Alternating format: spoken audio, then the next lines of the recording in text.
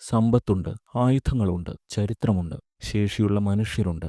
ചിത്രം പൂർത്തിയാക്കാൻ തുർക്കിക്ക് വേണ്ടിയിരുന്നത് ഒരു നായകനെയായിരുന്നു. അവിടെയാണ് റജബ് തൊയ്യിബ് എർദോഗൻ തന്നെ സ്വയം പ്രതിഷ്ഠിച്ചത്. തിരഞ്ഞെടുപ്പുകളിലെ അമ്പരപ്പിക്കുന്ന വിജയങ്ങൾ, ലോകം ഞെട്ടുന്ന നയങ്ങളും തീരുമാനങ്ങളും കൂട്ടുകെട്ടുകളും, എല്ലായിടത്തും നായകൻ എർദോഗനായിരുന്നു. മധ്യേഷ്യയിലും പശ്ചിമേഷ്യയിലും ഉക്രൈനിലും റഷ്യയിലും ഇന്ത്യ പാക് അതിർത്തിയിലുമെല്ലാം യുദ്ധപ്രതിസന്ധികളുണ്ടാകുമ്പോൾ അവിടെയെല്ലാം തുർക്കിയുടെ പേരും പറഞ്ഞു കേൾക്കുന്നു. അതിന് കാരണക്കാരൻ അയാളാണ്. ജോർജിയയിൽ നിന്നും കുടിയേറിയ മുതുമുത്തച്ഛൻ്റെ വംശപരമ്പരയിൽ ജനിച്ച് ദാരിദ്ര്യത്തിലും അപമാനങ്ങളിലും വളർന്ന് ഇന്ന് ലോകത്തിന്റെ ഗതി നിയന്ത്രിക്കുന്ന 10 രാഷ്ട്രത്തലവന്മാരിൽ ഒരാളായി മാറിയ റജബ് തൊയ്യിബ് എർദോഗന്റെ കഥയാണിത്.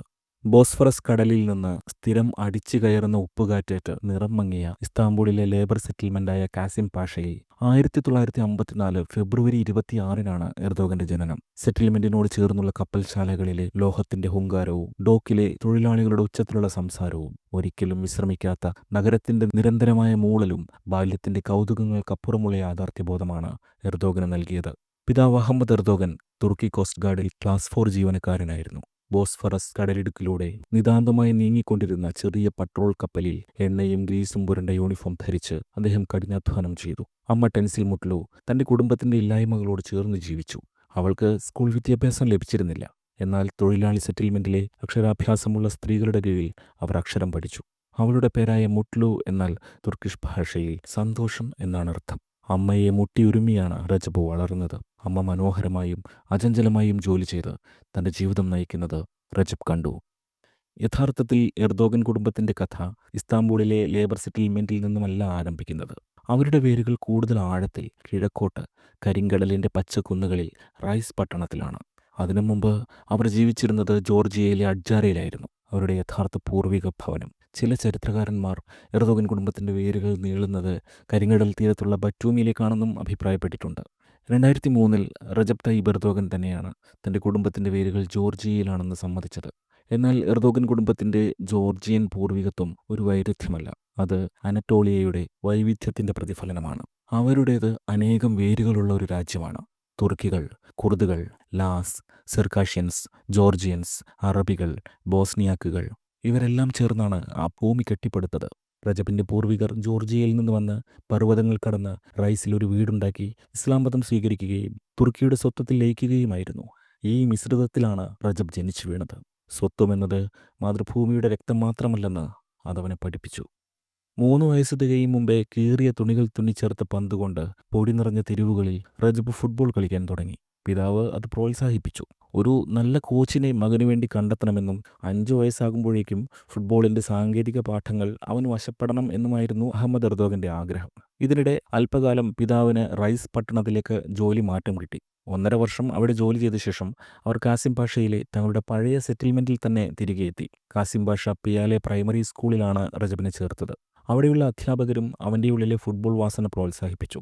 അഹമ്മദിൻ്റെ മകൻ ഒരിക്കൽ യൂറോപ്യൻ ലീഗുകളിൽ കളിക്കുമെന്ന് അവർ പിതാവിനോട് പറഞ്ഞു. ആ കളി റജബിന് ഒരുതരം സ്വാതന്ത്ര്യം നൽകുമായിരുന്നു, തൻ്റെ കുടുംബത്തിൻ്റെ ദാരിദ്ര്യത്തിൻ്റെ ഭാരത്തിൽ നിന്ന് രക്ഷപ്പെടാനുള്ള ഒരു വഴി. 4 വയസ്സുള്ളപ്പോഴേ കൗമാരക്കാരെ അവൻ ഓട്ടത്തിൽ വെല്ലുവിളിച്ച് തോൽപ്പിച്ചു. ഫുട്ബോൾ മൈതാനമായി മാറിയ അവരുടെ തെരുവിൽ അവൻ ലീഡറായി. ഒരു ടീമിനെ ഒരുമിപ്പിക്കാനും ക്ഷീണം മറികടക്കാനും സാധ്യതകൾ എതിരാണെങ്കിൽ പോലും വിജയിക്കാൻ കഴിയുമെന്ന് വിശ്വസിക്കാനും അവൻ പഠിച്ചു. അച്ഛൻ അവൻ്റെ ഫുട്ബോൾ പാഠങ്ങളുടെ പിന്നാലെ പോയപ്പോൾ അമ്മയാണ് മതനിഷ്ഠകൾ ഉറപ്പാക്കിയത്. അവൾ അതിരാവിലെ അവനെ പ്രാർത്ഥിക്കാൻ ഉണർത്തും. ഖുർആൻ വാക്യങ്ങൾ വാക്യമായും വാക്കായും പഠിപ്പിക്കും. അവരവനെ ഇമാം ഹാറ്റിബ്ലിസേസി എന്ന മതപാഠശാലയിൽ ചേർത്തു. യാഥാസ്ഥിതിക കുടുംബങ്ങളിലെ കുട്ടികൾക്ക് ഇസ്ലാമിൻ്റെ വീക്ഷണങ്ങളും ആധുനിക വിദ്യാഭ്യാസത്തിൻ്റെ ആവശ്യകതകളും ഒരുമിച്ച് പഠിക്കാൻ കഴിയുന്ന ചുരുക്കം ചില സ്ഥലങ്ങളിലൊന്നായിരുന്നു അത്. ആ വിദ്യാലയം റജബിൻ്റെ ജീവിതത്തിലെ ഒരു വഴിത്തിരിവായി മാറി. അവിടെ അവൻ കുറേശ്ശെ രാഷ്ട്രീയവും പഠിച്ചു, തെരുവിൽ ഫുട്ബോൾ കളിച്ചു. ഇസ്താംബൂളിലെ സ്കൂളുകളിൽ അക്കാലത്ത് അതിജീവനത്തിൻ്റെ ശാസ്ത്രമാണ് പഠിപ്പിച്ചിരുന്നത്.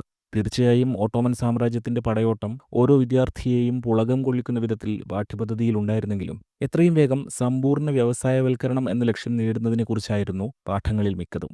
തുർക്കിയുടെ കൃഷിസ്ഥലങ്ങൾ മറയുകയാണ്. ജനങ്ങൾ ഗ്രാമങ്ങൾ വിട്ട് ഇസ്താംബൂളിലേക്ക് കൂട്ടമായി വരുന്നു. ലോകത്തിൽ ഏറ്റവും വേഗം നഗരവൽക്കരണം നടക്കുന്ന രാജ്യമായി തുർക്കി മാറുന്നു.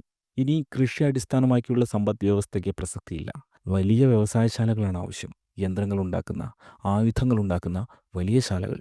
റജബും കൂട്ടരും പഠിച്ച കാസിം പാഷ പിയാലെ സ്കൂൾ അതിലെ വിദ്യാർത്ഥികൾക്ക് ചേരുന്ന വിധമാണ് കരിക്കുലം രൂപപ്പെടുത്തിയത്. അവരെല്ലാം തൊഴിലാളികളുടെ മക്കളാണ്, എന്നും തൊഴിലെടുക്കാൻ വിധിക്കപ്പെട്ടവർ. അവർക്ക് മാനേജ്മെന്റ് പാഠങ്ങൾ ആവശ്യമുണ്ടായിരുന്നില്ല. 5 വയസ്സ് മുതൽ ഉപകരണങ്ങൾ എങ്ങനെ ഉപയോഗിക്കണമെന്നാണ് അക്ഷരങ്ങൾക്കൊപ്പം അവരെ പഠിപ്പിച്ചത്. അത് റജബിന് ഇഷ്ടവുമായിരുന്നു. കുടുംബത്തെ സഹായിക്കാൻ റജബ് ചെറുപ്പം മുതലേ പല ജോലികൾ ചെയ്യാൻ തുടങ്ങി. പ്രൈമറി സ്കൂളിൽ പഠിക്കുമ്പോൾ അവൻ അതിരാവിലെ ഉണർന്ന് പലപ്പോഴും ആദ്യത്തെ പ്രാർത്ഥനയ്ക്ക് മുമ്പേ സിമിറ്റ് വിൽക്കാൻ പോകും. സിമിറ്റ് എന്നത് ഇസ്താംബൂളുകാർക്ക് പ്രിയപ്പെട്ട ചൂടുള്ള എള്ളു പുരട്ടിയ റൊട്ടിയാണ്. തലയിൽ ഒരു തട്ട് വെച്ച് അയൽപക്കങ്ങളിലൂടെ നടന്ന് ഉച്ചത്തിൽ ശബ്ദമുണ്ടാക്കി പുഞ്ചിരിയോടെ അവൻ സിമിറ്റ് വിറ്റു. ചൂടുള്ള വേനൽ മാസങ്ങളിൽ ലെമണേഡ് ഉണ്ടാക്കി വിറ്റു. വീട്ടിൽ വെച്ച് ലെമണേഡ് കൈകൊണ്ട് പിഴിഞ്ഞ് ഭരണിയിൽ നിറച്ച് തെരുവുകളിലൂടെ നടന്ന് സോഗുക് ലിമോനാറ്റ, തണുത്ത നാരങ്ങാവെള്ളം എന്ന് വിളിച്ചു പറഞ്ഞു വിറ്റു. അതൊരു എളുപ്പമുള്ള ജോലിയായിരുന്നില്ല. അവൻ്റെ കുഞ്ഞുകാലുകൾ വേദനിച്ചു, പുറം വേദനിച്ചു. പക്ഷേ അവൻ അഭിമാനത്തോടെയാണ് അത് ചെയ്തത്. അവൻ സമ്പാദിച്ച ഓരോ നാണയവും അവൻ്റെ അമ്മയ്ക്ക് വീട്ടിൽ കൊണ്ടുപോയി കൊടുത്തു. അതവൻ അന്തസ്സായിരുന്നു. വൈകുന്നേരങ്ങളിൽ കച്ചവടമെല്ലാം കഴിഞ്ഞ് അവൻ ഫുട്ബോൾ കളിക്കാൻ പോകും. ആ പന്തും അവൻ അതിജീവനമാണ്, ഭാവിയിലേക്കുള്ള നിക്ഷേപമാണ്. സ്കൂളിൽ റജബിന് കവിതകളോടായിരുന്നു ഇഷ്ടം. തുർക്കിയുടെ ദേശീയഗാനം എഴുതിയ മെഹ്മത്ത് അക്കിഫ് എർസോയിയുടെ വരികളോട് റജബ് തൻ്റെ ആത്മാവ് കൂട്ടിയിണക്കി. സ്കൂളിലെ ചെറിയ പരിപാടികളിൽ എർസോയിയുടെ വരികൾ റജബ് കണ്ണടച്ച് ഉറക്കെ ചൊല്ലും. ഒരു ചെറിയ കുട്ടിയായിരുന്നെങ്കിലും തൻ്റെ ആവശ്യങ്ങൾക്ക് വേണ്ടി എങ്ങനെ പോരാടണമെന്ന് റജബിനറിയാമായിരുന്നു. ലോഹം ഉരുക്കിയൊഴിച്ചുണ്ടാക്കിയ കാസിം പാഷ സെറ്റിൽമെൻറ്റ് അവനെ കടുപ്പമുള്ളവനാക്കി. തെരുവിലെ ഫുട്ബോൾ കളിയിൽ പരസ്പരമുള്ള ദയ ഉണ്ടായിരുന്നില്ല. അവിടെ അവർ ഗോളിന് വേണ്ടിയല്ല കളിക്കുന്നതെന്നും പന്തിന് വേണ്ടിയാണെന്നും തൻ്റെ കൂട്ടുകാരെ അവൻ തിരുത്താൻ ശ്രമിച്ചു. എങ്ങനെ വിലപേശണമെന്നും എങ്ങനെ സ്വയം ഉറപ്പിച്ച് പറയണമെന്നും ഹൃദയം നഷ്ടപ്പെടാതെ എങ്ങനെ ബഹുമാനം നേടണമെന്നും ഫുട്ബോളിലൂടെയാണ് കുഞ്ഞു പ്രായത്തിലെ റജബ് പഠിച്ചത്. ഫുട്ബോളിൽ ഫോർവേഡ് പൊസിഷനായിരുന്നു റജബിനിഷ്ടം. ഈ കുട്ടി ഒരു സിംഹത്തിൻ്റെ ഹൃദയത്തോടെയാണ് കളിക്കുന്നതെന്ന് കാഴ്ചക്കാർ പറഞ്ഞു. 5 വയസ്സുള്ള റജബ് ഫുട്ബോളിലെ ഒരാക്രമണം മെനഞ്ഞിരുന്നത് അവരെ അതിശയപ്പെടുത്തി. കാസിം പാഷയിലെ മുതിർന്ന കളിക്കാർ അവനെ ഒപ്പം കൂട്ടി. 1965 ആയപ്പോഴേക്കും ഫുട്ബോൾ റജബിന് വിനോദോപാധിയേക്കാൾ ജീവൻ രക്ഷാമാർഗമായി മാറിയിരുന്നു. അതവന് അച്ചടക്കവും ലക്ഷ്യബോധവും ചലനത്തിൽ ഒരുതരം കവിതയും നൽകി. ഒരു ക്ലാസ് മുറിക്കും അതിനെ വെല്ലാൻ കഴിഞ്ഞിരുന്നില്ല. എർദോഗന് ഉയരം കുറവായിരുന്നു. വേഗതയും ദൃഢനിശ്ചയവും കൊണ്ട് അവനത് മറികടന്നു. നെറ്റിൽ പന്തെത്തിക്കുക, അതുമാത്രമാണ് ഈ ലോകത്തിൽ തൻ്റെ ജോലിയെന്ന് കരുതുന്നത്രയും ഫുട്ബോളിൽ മുഴുകി. പന്ത് ഗോൾ വലയിൽ തട്ടുന്ന ശബ്ദത്തിനു വേണ്ടി അവൻ ജീവിച്ചു. അതൊരു ഹൃദയമിടിപ്പായിരുന്നു. 1966 ഫുട്ബോൾ പ്രധാന ജീവിതോപാധിയാക്കാനുള്ള അന്തിമ തീരുമാനത്തിലേക്ക് ആ 12 വയസ്സുകാരനെത്തി. റജബ് IETT സ്പോർട്സ് ക്ലബ്ബിൽ ചേർന്നു. ഇസ്താംബൂൾ ഇലക്ട്രിക് ട്രാംവേവേ ട്യൂണൽ ഇസ്ലറ്റ് മലേറി. അതൊരു സാധാരണ അമേച്ചർ ക്ലബ്ബ് ആയിരുന്നില്ല, മറിച്ച് സെമി പ്രൊഫഷണൽ ക്ലബ്ബായിരുന്നു. റജബിനെ പോലുള്ള കുട്ടികൾക്ക് യഥാർത്ഥ മത്സരങ്ങളിൽ സ്വയം പരീക്ഷിക്കാൻ കഴിയുന്ന ഗൗരവമേറിയ വേദി. 1 വർഷം കഴിഞ്ഞപ്പോൾ IETTയുടെ 1-ാം ടീമിൻ്റെ റിസർവ് ബെഞ്ചിൽ റജബ് സ്ഥാനം കണ്ടെത്തി. അവിടെ തെരുവിൻ്റെ ഊർജ്ജം അച്ചടക്കത്തോടെയും തന്ത്രങ്ങളോടും ടീം വർക്കിനോടും ചേർത്ത് വെക്കേണ്ടിയിരുന്നു. IETTയിൽ കളിക്കുക എന്നത് വാരാന്ത്യ മത്സരങ്ങൾക്കപ്പുറമാണ്. അതിരാവിലെയുള്ള പരിശീലനം, തണുത്ത കോച്ചുന്ന സമയത്തുള്ള സ്പ്രിന്റുകൾ, തന്ത്രപരമായ ഡ്രില്ലുകൾ, ഫോർമേഷനുകളെയും പൊസിഷനിങ്ങിനെയും കുറിച്ചുള്ള അനന്തമായ ചർച്ചകൾ എന്നിവയെല്ലാം ഉണ്ടായിരുന്നു. നിങ്ങളുടെ സഹകളിക്കാരോടുള്ള ബഹുമാനം, നിങ്ങളുടെ പരിശീലകനോടുള്ള ബഹുമാനം, നിയമങ്ങളോടുള്ള ബഹുമാനം, നിങ്ങളുടെ എതിരാളികളോടുള്ള ബഹുമാനം പോലും അവിടെ വലിയ കാര്യമായി. ഒരു കൂട്ടായ ലക്ഷ്യത്തിനായി പ്രവർത്തിക്കുന്നതിൻ്റെ മൂല്യം റജബ് മനസ്സിലാക്കാൻ തുടങ്ങി. ഇസ്താംബൂളിൽ ഉടനീളം ചിതറിക്കിടക്കുന്ന ചെറിയ സ്റ്റേഡിയങ്ങളിലും പൊടി നിറഞ്ഞ മൈതാനങ്ങളിലും പൊതുമൈതാനങ്ങളിലും അവർ കളിച്ചു. കാണികൾ സാധാരണയായി കുറവായിരുന്നു. ചില മാതാപിതാക്കൾ, ചില സുഹൃത്തുക്കൾ, കൗതുകമുള്ള കാഴ്ചക്കാർ, ഇവർ മാത്രം. എന്നാൽ റജബിന് അതൊരു കൊളോസിയത്തിൽ കളിക്കുന്നതായി തോന്നി. ഓരോ മത്സരവും പ്രാധാന്യമുള്ളതായിരുന്നു. ഓരോ ഗോളും ഒരു വിജയമായിരുന്നു. ചില മത്സരങ്ങൾ പിന്നീട് റജബ് തയ്യിബ് എർദോഗൻ ഓർത്തെടുത്തിട്ടുണ്ട്. ഫാത്തിഹിൽ ഒരു തണുത്ത സായാഹ്നത്തിൽ ബോക്സിന്റെ അരികിൽ നിന്ന് റജബ് ഒരു ഗോൾ നേടി. തൻ്റെ ഏറ്റവും പ്രിയപ്പെട്ട ഗോൾ. പന്ത് റജബിന്റെ കാലിൽ നിന്ന് പറന്നുയർന്ന് നേർത്ത മൂളിച്ചയോടെ വളഞ്ഞ നെറ്റിലെത്തി. ഗോൾ കീപ്പർക്ക് അനങ്ങാനായില്ല. റജബിന് തുർക്കിഷ് ലീഗ് കിരീടം നേടിയ പോലെ തോന്നി. 50 പേർ മാത്രമാണ് കാണികളായി ഉണ്ടായിരുന്നത് എന്നത് അവർക്ക് പ്രശ്നമായിരുന്നില്ല. ആ നിമിഷത്തിൽ റജബ് ചാമ്പ്യനായിരുന്നു. IETTയിലെ റജബിന്റെ പരിശീലകർ വെറും ഇൻസ്ട്രക്ടർമാർ മാത്രമായിരുന്നില്ല, അവർ വഴികാട്ടികളുമായിരുന്നു. അവരിലെ പ്രധാനി കോച്ച് ഉസ്മാൻ റജബിനെ പ്രത്യേകം ശ്രദ്ധിച്ചിരുന്നു. തുർക്കിഷ് ലീഗിലെ മുൻ പ്ലെയറാണ് ഉസ്മാൻ. ആഴമുള്ള ശബ്ദവും ഗൗരവമുള്ള മുഖവും കളിയോടുള്ള തീവ്രമായ സ്നേഹവും അദ്ദേഹത്തിനുണ്ടായിരുന്നു. ഫുട്ബോളിനെ ഒരു കായിക വിനോദമായി മാത്രമല്ല, ജീവിതം രൂപപ്പെടുത്തുന്ന വഴിയായി കാണാൻ അദ്ദേഹം റജബിനോട് പറഞ്ഞു. ഈ കളി നിങ്ങളുടെ ജീവിതമാണ്, അദ്ദേഹം പറയുമായിരുന്നു. ഇവിടെ നിങ്ങൾ മടിയനാണെങ്കിൽ നിങ്ങൾ എല്ലായിടത്തും മടിയനായിരിക്കും. കളിക്കളത്തിൽ ഒരു തെറ്റ് പറ്റിയാൽ, നിങ്ങൾ ആ പാത ഉപേക്ഷിച്ചാൽ, നിങ്ങൾ എല്ലായിടത്തും ഉപേക്ഷിക്കപ്പെടും. ആ സന്ദേശം റജബിനൊപ്പം നിന്നു. ഫുട്ബോളിൽ മാത്രമല്ല, സ്കൂളിലും പ്രാർത്ഥനയിലും ജോലിയിലും തൻ്റെ സൗഹൃദങ്ങളിലും അവൻ കൂടുതൽ ശ്രദ്ധയോടെ പ്രവർത്തിക്കാൻ തുടങ്ങി. ഫുട്ബോൾ തനിക്ക് വിജയങ്ങളേക്കാൾ പ്രധാനപ്പെട്ട ഒന്ന് നൽകുന്നുണ്ടെന്ന് അവന് മനസ്സിലാക്കാൻ കഴിഞ്ഞു. അതവൻ്റെ സ്വഭാവത്തെ രൂപപ്പെടുത്തുകയായിരുന്നു. ഫുട്ബോൾ അവനെ തെരുവുകളിൽ നിന്നും തെറ്റായ കൂട്ടുകെട്ടുകളിൽ നിന്നും അകറ്റി നിർത്തി. അവൻ്റെ പ്രായത്തിലുള്ള പല ആൺകുട്ടികൾക്കുമില്ലാത്ത ഒരു തൊഴിൽ ബോധവും ശ്രദ്ധയും വളർത്തി. ഐഐടിടിക്ക് വേണ്ടി കളിക്കുമ്പോൾ കുറച്ച് ലിറ അവന് പ്രതിഫലമായി ലഭിച്ചിരുന്നു. ബൂട്ടുകൾക്കും ബസ് ടിക്കറ്റിനും കളി കഴിഞ്ഞുള്ള ഭക്ഷണത്തിനും അതുപകരിച്ചു. ബാക്കിയുള്ളതുകൊണ്ട് അവൻ ഇസ്ലാമിക തത്വചിന്തയെക്കുറിച്ചോ തുർക്കി കവിതയെക്കുറിച്ചോ ഉള്ള ഒരു പുസ്തകം വാങ്ങും. തണുത്ത പ്രഭാതങ്ങളിൽ ഫുട്ബോളിനു വേണ്ടിയുള്ള യാത്രക്കിടയിൽ ബോസ്ഫറസ് കടന്ന് യാത്ര ചെയ്യുന്ന കപ്പലുകളും മൂടൽ മഞ്ഞുള്ള നിശബ്ദതയിൽ നഗരം വികസിക്കുന്നതും അവൻ കണ്ടു. ഇസ്താംബൂൾ അതിവേഗം മാറുകയായിരുന്നു. കൂടുതൽ ശബ്ദമുഖരിതവും തിരക്കുള്ളതും രാഷ്ട്രീയവൽക്കരിക്കപ്പെട്ടതുമാവുന്നു. വിദ്യാർത്ഥി പ്രതിഷേധങ്ങൾ സ്ഥിരമാണ്. തൊഴിലാളികൾ സമരത്തിലും. തെരുവുകളിൽ പ്രത്യയശാസ്ത്രങ്ങൾ ഏറ്റുമുട്ടുന്നു. സഹകളിക്കാർക്കിടയിൽ പോലും വാദപ്രതിവാദങ്ങൾ പൊട്ടിപ്പുറപ്പെടുമായിരുന്നു. ഇസ്ലാമിനെക്കുറിച്ചും മാർക്സിസത്തെക്കുറിച്ചും ജനാധിപത്യത്തെക്കുറിച്ചും പാശ്ചാത്യരെക്കുറിച്ചുമെല്ലാം സംസാരിക്കുന്നതിനേക്കാൾ കൂടുതൽ റജബ് കേൾക്കുകയായിരുന്നു. അവൻ അപ്പോഴേക്കും ആഴമുള്ളൊരു മതവിശ്വാസിയായി മാറി. ശക്തിയും വ്യക്തതയും നൽകിയ ഒരു ആത്മീയ ജീവിതത്തിൽ റജബ് വേരൂന്നിയിരുന്നു. പൊതുജീവിതത്തിൽ വിശ്വാസത്തിൻ്റെ പങ്കിനെക്കുറിച്ച് അവൻ കൂടുതൽ ചിന്തിക്കാൻ തുടങ്ങി. ഒരു മതേതര രാഷ്ട്രത്തിൽ നമുക്ക് എങ്ങനെ മുസ്ലിങ്ങളാകാൻ കഴിയും? നമുക്ക് നമ്മുടെ മൂല്യങ്ങൾ, അവയോട് കൂടുതൽ ശത്രുതാപരമായ ഒരു വ്യവസ്ഥിതിയിൽ സംസാരിക്കാൻ കഴിയുമോ? 1969 ആയപ്പോഴേക്കും റജബ് ഐഐടിടിയിൽ 3 വർഷം കളിച്ചു. ആ വർഷത്തെ പ്രാദേശിക അമേച്ചർ ലീഗ് കിരീടം അവർക്കായിരുന്നു. റജബ് ടോപ്പ് സ്കോററായി. വർഷങ്ങളോളം അവനൊപ്പം വിയർപ്പൊഴുക്കുകയും കഷ്ടപ്പെടുകയും ചെയ്ത സഹകളിക്കാരുമായി ട്രോഫി ഉയർത്തിയ റജബ് ജീവിതത്തിൽ ആ കാഴ്ച മറന്നിട്ടില്ല. അവരുടെ ചിത്രം പത്രങ്ങളിലെ മുൻപേജുകളിൽ ഉണ്ടായിരുന്നില്ല. അവർക്ക് സ്കോളർഷിപ്പുകളോ കരാറുകളോ കിട്ടിയില്ല. പക്ഷെ അതിലും മികച്ചത് കിട്ടി. തങ്ങളൊരു കാര്യത്തിനായി പോരാടി അത് നേടിയെടുത്തു എന്ന അറിവ്. റജബ് കൂടുതലായി ഇസ്ലാമിനെ വായിക്കാൻ തുടങ്ങി. സയ്യിദ് നൂർസി, നസിബ് ഫാസിൽ കിസാ ഖുറൈഖ് തുടങ്ങിയവരുടെ കൃതികൾ. വിശ്വാസത്തിലും അനുകമ്പയിലും നീതിയിലും അധിഷ്ഠിതമായ ഒരു നേതൃത്വം ഇസ്ലാമിന് വേണമെന്ന ആഹ്വാനമായിരുന്നു ആ കൃതികളിൽ നിറയെ. റജബ് മതപരമായ കൂട്ടായ്മകളിൽ കൂടുതലായി പങ്കെടുക്കാൻ തുടങ്ങി. ഖുറാനിലും ഹദീസിലും കൂടുതൽ ആഴത്തിൽ ഇറങ്ങി കളിക്കപ്പുറമുള്ള അർത്ഥം തേടി. ഒരു നിമിഷം റജബ് ഓർക്കുന്നുണ്ട്. 1969 ഒരു കളി കഴിഞ്ഞ് റജബ് ഒറ്റയ്ക്ക് ഒരു ബെഞ്ചിലിരിക്കുന്നു. അവർ വിജയിച്ചിരുന്നു. റജബ് 2 ഗോളുകൾ നേടിയിരുന്നു. അവൻ്റെ സഹകളിക്കാർ ചിരിക്കുകയും ആർപ്പ് വിളിക്കുകയും എവിടെ നിന്നാണ് ഇന്ന് ഭക്ഷണം കഴിക്കേണ്ടതെന്ന് ആസൂത്രണം ചെയ്യുകയുമായിരുന്നു. പക്ഷേ റജബ് അനങ്ങാതെയിരുന്നു. അവൻ ഒഴിഞ്ഞ മൈതാനത്തേക്കും മങ്ങിക്കൊണ്ടിരുന്ന വെളിച്ചത്തിലേക്കും നോക്കി ആ ചോദ്യം സ്വയം ചോദിച്ചു. അതിതാണോ എൻ്റെ കഥ ഇവിടെ അവസാനിക്കുകയാണോ? ആഴത്തിലുള്ള ഉത്തരം ഇല്ല എന്നായിരുന്നു. 1970 15-ാം വയസ്സിൽ താൻ ചെറുപ്രായത്തിൽ മതം പഠിച്ച ഇസ്താംബൂൾ ഇമാം ഹാത്തിബ് ലിസസിയുടെ വൊക്കേഷണൽ ഹൈസ്കൂളിൽ റജബ് പഠനം പുനരാരംഭിച്ചു. മതത്തോടൊപ്പം ഏതെങ്കിലും ഇൻഡസ്ട്രിയിൽ തൊഴിൽപരമായ സ്കിൽ നേടാനുള്ള പരിശീലനവും നൽകുന്ന സ്കൂളാണത്. ഗലാത്സരയെ അല്ലെങ്കിൽ കബാറ്റസ് പോലുള്ള ഒരു പ്രശസ്തമായ സ്ഥലമല്ല. തൊഴിലാളികളുടെ മക്കളായിരുന്നു അവിടെയും വിദ്യാർത്ഥികൾ. അവിടെ ഉച്ചവരെ ഖുറാൻ പഠിപ്പിക്കും. അതിനുശേഷം മരപ്പണിയിലും വെൽഡിങ്ങിലും മെക്കാനിക്സിലും പരിശീലനം നൽകും. യന്ത്രങ്ങളുടെ മുരൾച്ചയ്ക്കുമേൽ ഖുറാൻ സൂക്തങ്ങൾ ഇടനാഴികളിൽ പ്രതിധ്വനിച്ചു.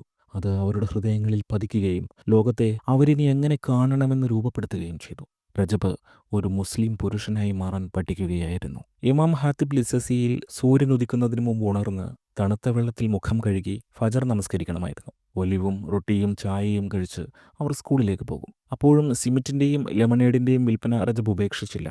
ഒരു ചെറിയ സ്റ്റാൻഡ് തട്ടിക്കൂട്ടി അതിലായിരുന്നു അപ്പോൾ കച്ചവടം. ഇമാം ഹാത്തിബിൽ അവർ അറബി, തഫ്സീർ, ഹദീസ്, നിത്യജീവിതത്തിലെ കർമ്മശാസ്ത്രം എന്നിവ പഠിച്ചു. അതോടൊപ്പം ഗണിതവും ഭൂമിശാസ്ത്രവും ചരിത്രവും തുർക്കി സാഹിത്യവും പഠിച്ചു. തൊഴിൽ പരിചയം നേടി.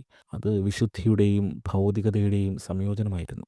സ്കൂൾ മതിലിൻ്റെ പുറത്ത് അപ്പോൾ തുർക്കി മാറുകയായിരുന്നു. ഇസ്താംബൂളിലെ തെരുവുകൾ കൂടുതൽ ഇരുളടഞ്ഞതും വിഭജിക്കപ്പെട്ടതുമായി തീർന്നു. യുവാക്കൾ മാർക്സിസത്തിൽ നിന്ന് പ്രചോദനം ഉൾക്കൊണ്ട് ഇടതുപക്ഷ വിപ്ലവകാരികളും മതേതര കടന്നുകയറ്റങ്ങളെ ചെറുക്കുന്ന ഇസ്ലാമിക ദേശീയവാദികളും എന്നിങ്ങനെ വിഭാഗങ്ങളായി പിരിഞ്ഞിരിക്കുന്നു. സമരം ആഭ്യന്തരമായിരുന്നില്ല, അത് സാമൂഹികമായിരുന്നു. അവർ ഒരു വഴിത്തിരിവിലായിരുന്നു. 1974 പഠനകാലത്ത് റജബ് രാഷ്ട്രീയത്തിൽ സജീവമായി ഇടപെടാൻ തുടങ്ങി. മതപരവും ദേശീയവാദപരവുമായ വിദ്യാർത്ഥി പ്രവർത്തനങ്ങളുടെ ശക്തി കേന്ദ്രമായ മില്ലി ടർക്ക് താലിബെ ബിർലിഗി എന്ന നാഷണൽ ടർക്കിഷ് സ്റ്റുഡൻസ് യൂണിയനിൽ റജബ് ചേർന്നു. സംഘടിത രാഷ്ട്രീയ ജീവിതത്തിലെ റജബിൻ്റെ ആദ്യത്തെ യഥാർത്ഥ അനുഭവമായിരുന്നു അത്. അവിടെ അവനെപ്പോലുള്ള ചെറുപ്പക്കാരെ റജബ് കണ്ടു.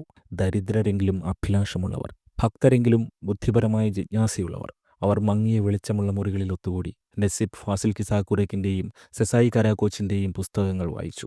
ഇസ്ലാമിന് എങ്ങനെ പുതിയ തുർക്കിയെ രൂപപ്പെടുത്താനാവുമെന്ന് ചർച്ച ചെയ്തു. അന്ന് റജബ് ഒരു മികച്ച പ്രഭാഷകനായിരുന്നില്ല, പക്ഷേ നല്ല ശ്രോതാവായിരുന്നു. കേൾക്കുന്നതെല്ലാം ഉൾക്കൊണ്ടിരുന്നു. പ്രൊഫസർ നെച്മെറ്റിൻ എർബക്കാന്റെ നേതൃത്വത്തിലുള്ള മില്ലി സലാമറ്റ് പാർട്ടി എന്ന നാഷണൽ സാൽവേഷൻ പാർട്ടിയുടെ യുവജന വിഭാഗമായ ഗെൻക്ലിക് കൊല്ലാരിയിൽ റജബ് ചേർന്നത് 1975-ലാണ്. അത് അതിന്റെ ശൈശവ ദിശയിലായിരുന്നു. എർബക്കാൻ റജബിനൊരു രാഷ്ട്രീയക്കാരൻ മാത്രമായിരുന്നില്ല, ഒരു ദാർശനികനായിരുന്നു. ആധുനിക ഭരണത്തെ ഇസ്ലാം നയിക്കുമെന്നും ധാർമ്മികതയും പുരോഗതിയും ശത്രുക്കളല്ലെന്നും വിശ്വസിച്ച ഒരാൾ. റജബിന്റെ ആദ്യത്തെ MSP യൂത്ത് മീറ്റിംഗ് നടന്നത് ഫാത്തിഹിലെ ഒരു സാധാരണ കമ്മ്യൂണിറ്റി സെന്ററിലായിരുന്നു. അവർ പഴയ കസേരകളിലിരുന്നു. ആരോ ചെറിയ ട്യൂലിപ്പ് ഗ്ലാസുകളിൽ ചായ വിളമ്പി. എർബക്കാൻ ശാന്തമായി ഉറച്ച ശബ്ദത്തിൽ സംസാരിച്ചു. സാമ്പത്തിക ശാസ്ത്രം, ധാർമ്മികത, ഇസ്ലാമിക മൂല്യങ്ങൾ എന്നിവയെല്ലാം റജബ് മുമ്പ് കേട്ടിട്ടില്ലാത്ത രീതിയിൽ കോർത്തിണക്കി. അവൻ ആകർഷിക്കപ്പെട്ടു. തൻ്റെ വഴി പ്രാർത്ഥനയിൽ മാത്രമല്ല, പ്രവർത്തനത്തിലുമാണെന്ന് മനസ്സിലാക്കി. തുടക്കത്തിൽ റജബിനെ ഏൽപ്പിച്ച ജോലികൾ ചെറുതായിരുന്നു. ഫ്ലയറുകൾ വിതരണം ചെയ്യുക, മീറ്റിങ്ങുകൾ സംഘടിപ്പിക്കുക, കടലാസ് ബാനറുകളിൽ മുദ്രാവാക്യങ്ങൾ എഴുതുക. പക്ഷെ ഓരോന്നും ഒരു വലിയ ദൗത്യത്തിന്റെ ഭാഗമായി അവന് തോന്നി. അവർ അംഗങ്ങളെ റിക്രൂട്ട് ചെയ്തു. റജബ് പാർട്ടി പോസ്റ്ററുകൾ തൂക്കിക്കെട്ടാൻ ടെലിഫോൺ തൂണുകളിൽ വലിഞ്ഞു കയറും. ഇടതുപക്ഷ വിദ്യാർത്ഥികൾ മിനിറ്റുകൾക്കുള്ളിൽ അവ വലിച്ചു കീറും. അവർ തർക്കിക്കും, ചിലപ്പോൾ കയ്യാങ്കളി നടക്കും. MSP യൂത്ത് ബ്രാഞ്ച് റജബിനെ അച്ചടക്കം പഠിപ്പിച്ചു. അവൻ ചെറിയ പാർട്ടി പരിപാടികളിൽ സംസാരിക്കാൻ തുടങ്ങി. ആദ്യം ഫാത്തിഹി, പിന്നീട് ഉസ്കുദറിലും എയൂപ്പിലും. ഓരോ പ്രസംഗത്തിലും റജബിന്റെ ശബ്ദം കൂടുതൽ ശക്തമായി, നിരാശയിൽ നിന്ന് പ്രചോദനം ഉൾക്കൊണ്ട് പ്രതീക്ഷയാൽ മിതപ്പെട്ടതായി. റജബ് പാർട്ടിയിൽ ഉന്നത പദവികളെക്കുറിച്ച് സ്വപ്നം കണ്ടിരുന്നില്ല. മൂല്യങ്ങളെ പ്രതിരോധിക്കുന്നതിൽ മാത്രമായിരുന്നു ശ്രദ്ധ. ഈ സമയത്ത് ഇമാം ഹാത്തിപ്പിലെ പഠനം തുടരുകയായിരുന്നു. അതിരാവിലെ ഉണരും, സ്കൂളിൽ പോകും, സിമറ്റ് വിൽക്കുകയോ മറ്റേതെങ്കിലും കൂലിപ്പണികളോ ചെയ്യും.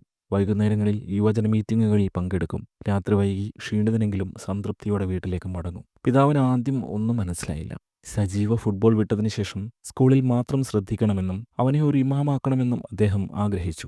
രാഷ്ട്രീയം റജബിനെ നശിപ്പിക്കുമെന്ന് അദ്ദേഹം ഭയപ്പെട്ടു. എന്നാൽ അവൻ്റെ അമ്മ നിശബ്ദമായ പിന്തുണ നൽകി. ഓഗ്ലം, അവർ പറയുമായിരുന്നു, സദേസ് ദുർസ്തോൾ ഗെരിസി അല്ലാഹ കൽമിഷ്. എൻ്റെ മകനെ, സത്യസന്ധനായിരിക്കുക, ബാക്കി അല്ലാഹുവിന് വിട്ടുകൊടുക്കുക. ആ വർഷങ്ങളിൽ തുർക്കി കടുത്ത പ്രക്ഷോഭങ്ങളെ നേരിട്ടു. പണപ്പെരുപ്പം വർദ്ധിച്ചു, തൊഴിലില്ലായ്മ വ്യാപകമായി, പ്രത്യയശാസ്ത്രപരമായ സംഘട്ടനങ്ങൾ രക്തരൂഷിതമാവുന്നു. സർവകലാശാലകൾ യുദ്ധക്കളങ്ങളായി മാറുകയായിരുന്നു. ഇടതുപക്ഷത്തും വലതുപക്ഷത്തുമുള്ള സായുധ സംഘങ്ങൾ തെരുവിലേറ്റുമുട്ടി. രാഷ്ട്രീയ കൊലപാതകങ്ങൾ പതിവ് സംഭവമായി. വിദ്യാർത്ഥി യൂണിയൻ ഓഫീസുകൾ തീയിട്ടു. 1976 ആയപ്പോഴേക്കും റജബ് പാർട്ടിയിൽ പുതുമുഖമല്ലാതായി. സ്വന്തമായി പരിപാടികൾ സംഘടിപ്പിക്കാനും ആത്മവിശ്വാസത്തോടെ സംസാരിക്കാനും യുവജന നേതാക്കൾ ഭീരുക്കളാണെന്ന് തോന്നുമ്പോൾ അവരെ വെല്ലുവിളിക്കാനും തുടങ്ങി. വിശ്വാസത്തിനും തീവ്രതയ്ക്കുമിടയിലുള്ള അതിർവരമ്പിലൂടെ നടക്കാൻ പഠിച്ചു, തീക്ഷ്ണമായി എന്നാൽ വിവേകത്തോടെ. ആ വർഷം റജബ് ഇമാം ഹാത്തിബിലെ പഠനം പൂർത്തിയാക്കി. മർമറ യൂണിവേഴ്സിറ്റിയിൽ സാമ്പത്തിക ശാസ്ത്ര അഡ്മിനിസ്ട്രേറ്റീവ് സയൻസ് ഫാക്കൽറ്റിയിൽ പ്രവേശനം നേടി. അതൊരു മതേതര സ്ഥാപനമാണെങ്കിലും റജബ് തൻ്റെ ഇമാം ഹാത്തിബ് വിദ്യാഭ്യാസം അഭിമാനപൂർവ്വം മർമര സർവകലാശാലയുടെ ഹാളുകളിലേക്ക് കൊണ്ടുപോയി. സർവകലാശാല പുതിയ വെല്ലുവിളികൾ കൊണ്ടുവരും, പക്ഷേ റജബിൻ്റെ അടിത്തറ ശക്തമാണ്. അനിശ്ചിതത്വത്തിൽ വിറങ്ങലിച്ച ഒരു രാജ്യത്ത് അവന് വ്യക്തത ലഭിച്ചിരുന്നു. തൻ്റെ വഴി പോരാട്ടത്തിൻ്റെതും വിശ്വാസത്തിൻ്റെതുമായിരിക്കും. 1978 ജൂലൈ 4 റജബ് എമിനെ ഗുൽബാറിൻ്റെ കൈപിടിച്ചു. പിന്നീട് ഏത് പ്രതിസന്ധിയിലും റജബിൻ്റെ അരികിൽ നിന്ന്, പള്ളികളിലൂടെയും ജയിൽ മതിലുകളിലൂടെയും പ്രസംഗ പീഠങ്ങളിലൂടെയും പ്രതിഷേധങ്ങളിലൂടെയും റജബിനൊപ്പം നടന്ന എമിനെ ഗുൽബാരൻ. അദ്ദേഹത്തിൻ്റെ പാർട്ടിയിലെ ആദ്യകാല പ്രവർത്തനങ്ങൾക്കിടെയാണ് അവർ കണ്ടുമുട്ടിയത്. കൂടുതൽ മാന്യവും സദാചാരപരവുമായ സമൂഹത്തിനായുള്ള ഒരേ കാഴ്ചപ്പാടാണ് അവരെ ഒരുമിപ്പിച്ചത്. വിവാഹം കഴിച്ച് ഇസ്താംബൂളിലെ ഒരു ചെറിയ അപ്പാർട്ട്മെൻറ്റിൽ അവർ താമസമാക്കി. ആ വർഷങ്ങളിൽ റജബ് ഒരേ സമയം പല ജീവിതങ്ങൾ നയിക്കുകയായിരുന്നു. ഭർത്താവ്, വിദ്യാർത്ഥി, വിശ്വാസി, തൊഴിലാളി, സ്വപ്നജീവി. സ്ഥിരവരുമാനമൊന്നും ഉണ്ടായിരുന്നില്ല. മർമറ യൂണിവേഴ്സിറ്റിയിലെ സാമ്പത്തിക ശാസ്ത്ര ഭരണശാസ്ത്ര ഫാക്കൽറ്റിയിലെ പഠനം അവസാനിക്കാറായിരുന്നു.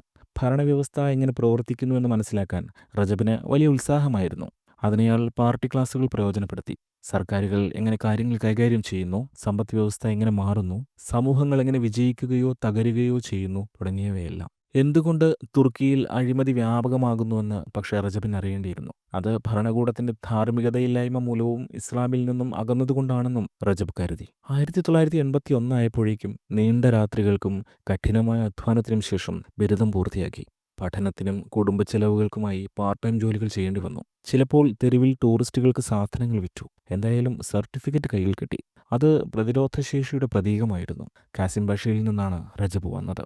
അവിടെ ആൺകുട്ടികൾ സ്വപ്നം കാണുന്നതിന് മുമ്പേ അതില്ലാതാകുന്ന സ്ഥലമാണ്. എന്നിട്ടും താനിതാ ഒരു യൂണിവേഴ്സിറ്റി ബിരുദധാരിയായിരിക്കുന്നു. ഒരു സ്ഥിരം ജോലിയായിരുന്നു ആദ്യ ആവശ്യം. റജബ് ഒരു സ്വകാര്യ കമ്പനിയിൽ 1982 മുതൽ ഒരു വർഷം അക്കൗണ്ടന്റായും മാനേജരായും പ്രവർത്തിച്ചു. അതൊരു വലിയ കമ്പനി ആയിരുന്നില്ല, തുറമുഖത്തിലെ ചില്ലറ കരാർ ജോലികൾ ചെയ്തിരുന്ന കമ്പനി. പക്ഷേ അത് റജബിന്റെ കുടുംബം നിലനിർത്തി. ഇസ്താംബൂളിൽ അക്കാലത്ത് കുടുംബങ്ങൾക്ക് അതിജീവിക്കാൻ അത്രത്തോളം ബുദ്ധിമുട്ടായിരുന്നു. നികുതികൾ ചെറുകിട ബിസിനസ്സുകളെ ഞെരുക്കുകയായിരുന്നു. പണപ്പെരുപ്പം അതിന്റെ ഏറ്റവും ഭീകരമായ അവസ്ഥയിലും. ഒരു അക്കൗണ്ടന്റായി പ്രവർത്തിക്കുന്നത് ഒരു രാഷ്ട്രീയ പാഠപുസ്തകത്തിനും നൽകാൻ കഴിയാത്ത ഉൾക്കാഴ്ച റജബിന് നൽകി. വ്യവസ്ഥകൾ എങ്ങനെ പ്രവർത്തിക്കുന്നുവെന്ന് കണ്ടു. അതിലുപരിയായി അവ എങ്ങനെ പരാജയപ്പെടുന്നുവെന്നും കണ്ടു. തുർക്കിയിലെ സർക്കാർ അന്ന് ദുരുപയോഗം ചെയ്ത ഓരോ ലിറയ്ക്കും ഒരു മുഖമുണ്ടായിരുന്നു. സ്കൂൾ പുസ്തകങ്ങൾക്ക് പണമില്ലാത്ത ഒരു കുട്ടിയുടെ മുഖം.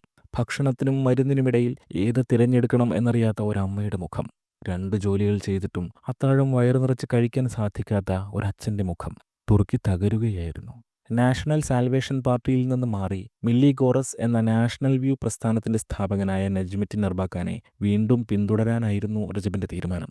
ഇസ്ലാം ഭരണത്തിൽ നിന്ന് വേർപെടുത്തരുത്, ധാർമ്മികത രാഷ്ട്രീയത്തിന്റെ നട്ടെല്ലായിരിക്കണം എന്ന അദ്ദേഹത്തിന്റെ വിശ്വാസം പുതിയ പ്രസ്ഥാനത്തിലും തുടർന്നിരുന്നു. റജബ് പുതിയ പ്രസ്ഥാനത്തിൽ കൈമൈ മറന്ന് പ്രവർത്തിച്ചു. ഒന്നും നഷ്ടപ്പെടാനുണ്ടായിരുന്നില്ല.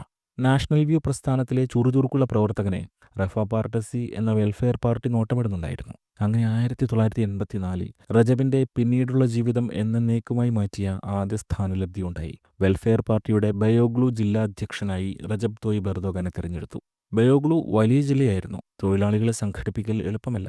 ഇടത് സ്വാധീനം അവിടെ വ്യക്തമാണ്. മുദ്രാവാക്യങ്ങളോ പൊള്ളയായ വാഗ്ദാനങ്ങളോ കൊണ്ടല്ല, മറിച്ച് സേവനവും ആത്മാർത്ഥതയും കൊണ്ട് ഹൃദയങ്ങൾ കീഴടക്കാൻ കഴിയുന്ന യുദ്ധക്കളമായിട്ടാണ് റജബ് അതിനെ കണ്ടത്.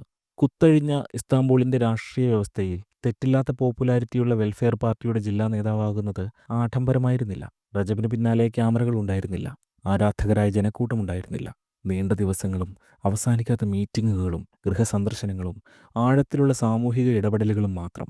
റജബ് വ്യാപാരികളുമായും തൊഴിലാളികളുമായും കടയുടമകളുമായും പള്ളി ഇമാമമാരുമായും അമ്മമാരുമായും കൂടിക്കാഴ്ച നടത്തി. റജബ് അവരെ കേട്ടത് ഒരു രാഷ്ട്രീയക്കാരനായിട്ടല്ല, ഒരു സഹോദരനായിട്ടായിരുന്നു. പതിയെ പതിയെ ആളുകൾ പ്രതികരിക്കാൻ തുടങ്ങി. വെൽഫെയർ പാർട്ടി ചൂഷണം ചെയ്യാനായി വന്നവരല്ലെന്ന് അവർക്ക് മനസ്സിലായി. നേതൃത്വമെന്നാൽ എന്താണ് അർത്ഥമാക്കുന്നത് എന്ന് റജബിന് മനസ്സിലാകാൻ തുടങ്ങിയത് ആ ദിവസങ്ങളിലാണ്. റജബ് ആർക്കും ഉത്തരവുകൾ നൽകിയില്ല. തൻ്റെ പാർട്ടി പ്രവർത്തകർക്കൊപ്പം എന്തിനും ഇറങ്ങിത്തിരിക്കുകയായിരുന്നു. ബയോഗ്ലുവിലെ പാർട്ടി ഓഫീസ് രാഷ്ട്രീയ കേന്ദ്രമെന്നതിലുപരി പലർക്കും ഒരു ജീവനാഡിയായി മാറി. അവർ അശരണരെ സഹായിച്ചു. ദുരിതത്തിലായ കുടുംബങ്ങൾക്ക് പിന്തുണ നൽകി. ദീർഘകാലമായി ഉപേക്ഷിക്കപ്പെട്ടുവെന്ന് തോന്നിയിരുന്ന അയൽപ്പക്കങ്ങളിൽ ഐക്യദാർഢ്യത്തിൻ്റെ ശൃംഖലകൾ സൃഷ്ടിച്ചു. രാത്രി റജബ് എമിനയുടെ അടുത്തേക്ക് മടങ്ങിയെത്തുമ്പോൾ ക്ഷീണിതനാണെങ്കിലും സംതൃപ്തനായിരുന്നു. അവൾ ഊഷ്മളമായ ഭക്ഷണവും ശാന്തമായ ശക്തിയുമായി കാത്തിരിക്കും. അവരുടെ ജീവിതം എളുപ്പമായിരുന്നില്ലെങ്കിലും ലക്ഷ്യബോധമുള്ളതായിരുന്നു. ഓരോ ചെറിയ വിജയവും, മയക്കുമരുന്നിൽ നിന്ന് പിന്തിരിഞ്ഞ ഓരോ ചെറുപ്പക്കാരനും, സ്കൂളിൽ തിരിച്ചെത്തിയ ഓരോ കുട്ടിയും, തൻ്റെ കടകൾ തുറന്ന് പ്രവർത്തിപ്പിക്കാൻ കഴിഞ്ഞ ഓരോ കടയുടമയും അവർ സ്വപ്നം കണ്ട തുർക്കിയുടെ അടുത്തേക്കുള്ള ഒരു ചുവടായി തോന്നി. ആ വർഷങ്ങളെ നിർവചിച്ചത് രാഷ്ട്രീയം മാത്രമല്ലായിരുന്നു. അവരെ മുന്നോട്ട് നയിച്ചത് ആത്മീയമായ മറ്റൊരു തലം കൂടിയായിരുന്നു. റജബ് ഒരു രാഷ്ട്രീയ നേതാവെന്ന നിലയിൽ മതപരമായ ചടങ്ങുകളിൽ കൂടുതലായി പങ്കെടുക്കാൻ തുടങ്ങി. വിശ്വാസം ആഴത്തിലാക്കി. ഖുർആൻ കൂടുതൽ കർശനമായി പഠിച്ചു. വിശ്വാസമില്ലാത്ത ഒരു സമൂഹം ദിശാബോധമില്ലാത്ത സമൂഹമാണ്. ആ ദിശാബോധം തിരികെ കൊണ്ടുവരുന്ന ഒരു തലമുറയുടെ ഭാഗമാകാൻ റജബ് ദൃഢനിശ്ചയം ചെയ്തു. വെൽഫെയർ പാർട്ടിക്ക് നേരെ അക്കാലത്ത് നിരന്തര ആക്രമണങ്ങൾ നടന്നു. മതേതര സ്ഥാപനങ്ങൾ അവരെ തീവ്രവാദികളെന്നും സ്വപ്നജീവികളെന്നും തുർക്കിയുടെ ഏകത്വത്തിന് ഭീഷണിയെന്നുമാണ് വിശേഷിപ്പിച്ചത്. റജബ് ഭയപ്പെട്ടില്ല. വെൽഫെയർ പാർട്ടി വളരുകയായിരുന്നു. അംഗങ്ങളുടെ എണ്ണത്തിൽ മാത്രമല്ല, സ്വാധീനത്തിലും. അഴിമതിയും അസമത്വവും ഒറ്റപ്പെടലും മൂലം ഇസ്താംബൂളിലെ ജനങ്ങൾക്ക് മടുത്തിരുന്നു. ഗ്രാമങ്ങളിലും ചെറുപട്ടണങ്ങളിലും അസംതൃപ്തി പുകയുന്നു. അവരുടെ ഭാഷ സംസാരിക്കുന്ന, അവരുടെ സംസ്കാരത്തെ ബഹുമാനിക്കുന്ന, അവരുടെ മൂല്യങ്ങളെ സംരക്ഷിക്കുന്ന ഒരു രാഷ്ട്രീയം അവർ ആഗ്രഹിച്ചു. റജബിന് സംശയങ്ങളുണ്ടായിരുന്നു. തങ്ങളുടെ എല്ലാ ശ്രമങ്ങൾക്കും ഫലമുണ്ടാകുമോ? രാജ്യത്തിൻ്റെ ജീർണിച്ച കാവൽക്കാരുടെ ആഴത്തിൽ വേരൂന്നിയ ശക്തികൾക്കെതിരെ തങ്ങൾക്ക് പിടിച്ചു നിൽക്കാൻ കഴിയുമോ എന്നെല്ലാം അത്ഭുതപ്പെട്ട രാത്രികളുണ്ടായിരുന്നു. പക്ഷേ തെരുവിൻ്റെ മൂലയിൽ സിമിറ്റ് വിൽക്കുന്ന ഒരു കൊച്ചുകുട്ടിയുടെ കണ്ണുകളിലേക്കോ അതിരാവിലെ തങ്ങൾക്ക് വേണ്ടി പ്രാർത്ഥിക്കുന്ന ഒരു വൃദ്ധൻ്റെ കണ്ണുകളിലേക്കോ നോക്കുമ്പോഴെല്ലാം മുന്നോട്ട് പോകുകയല്ലാതെ മറ്റു വഴികളില്ലെന്ന് റജബിന് തോന്നി. ഇസ്താംബൂൾ എന്ന രാഷ്ട്രീയ പരീക്ഷണശാലയിൽ റജബ് പയറ്റി തെളിയുകയായിരുന്നു.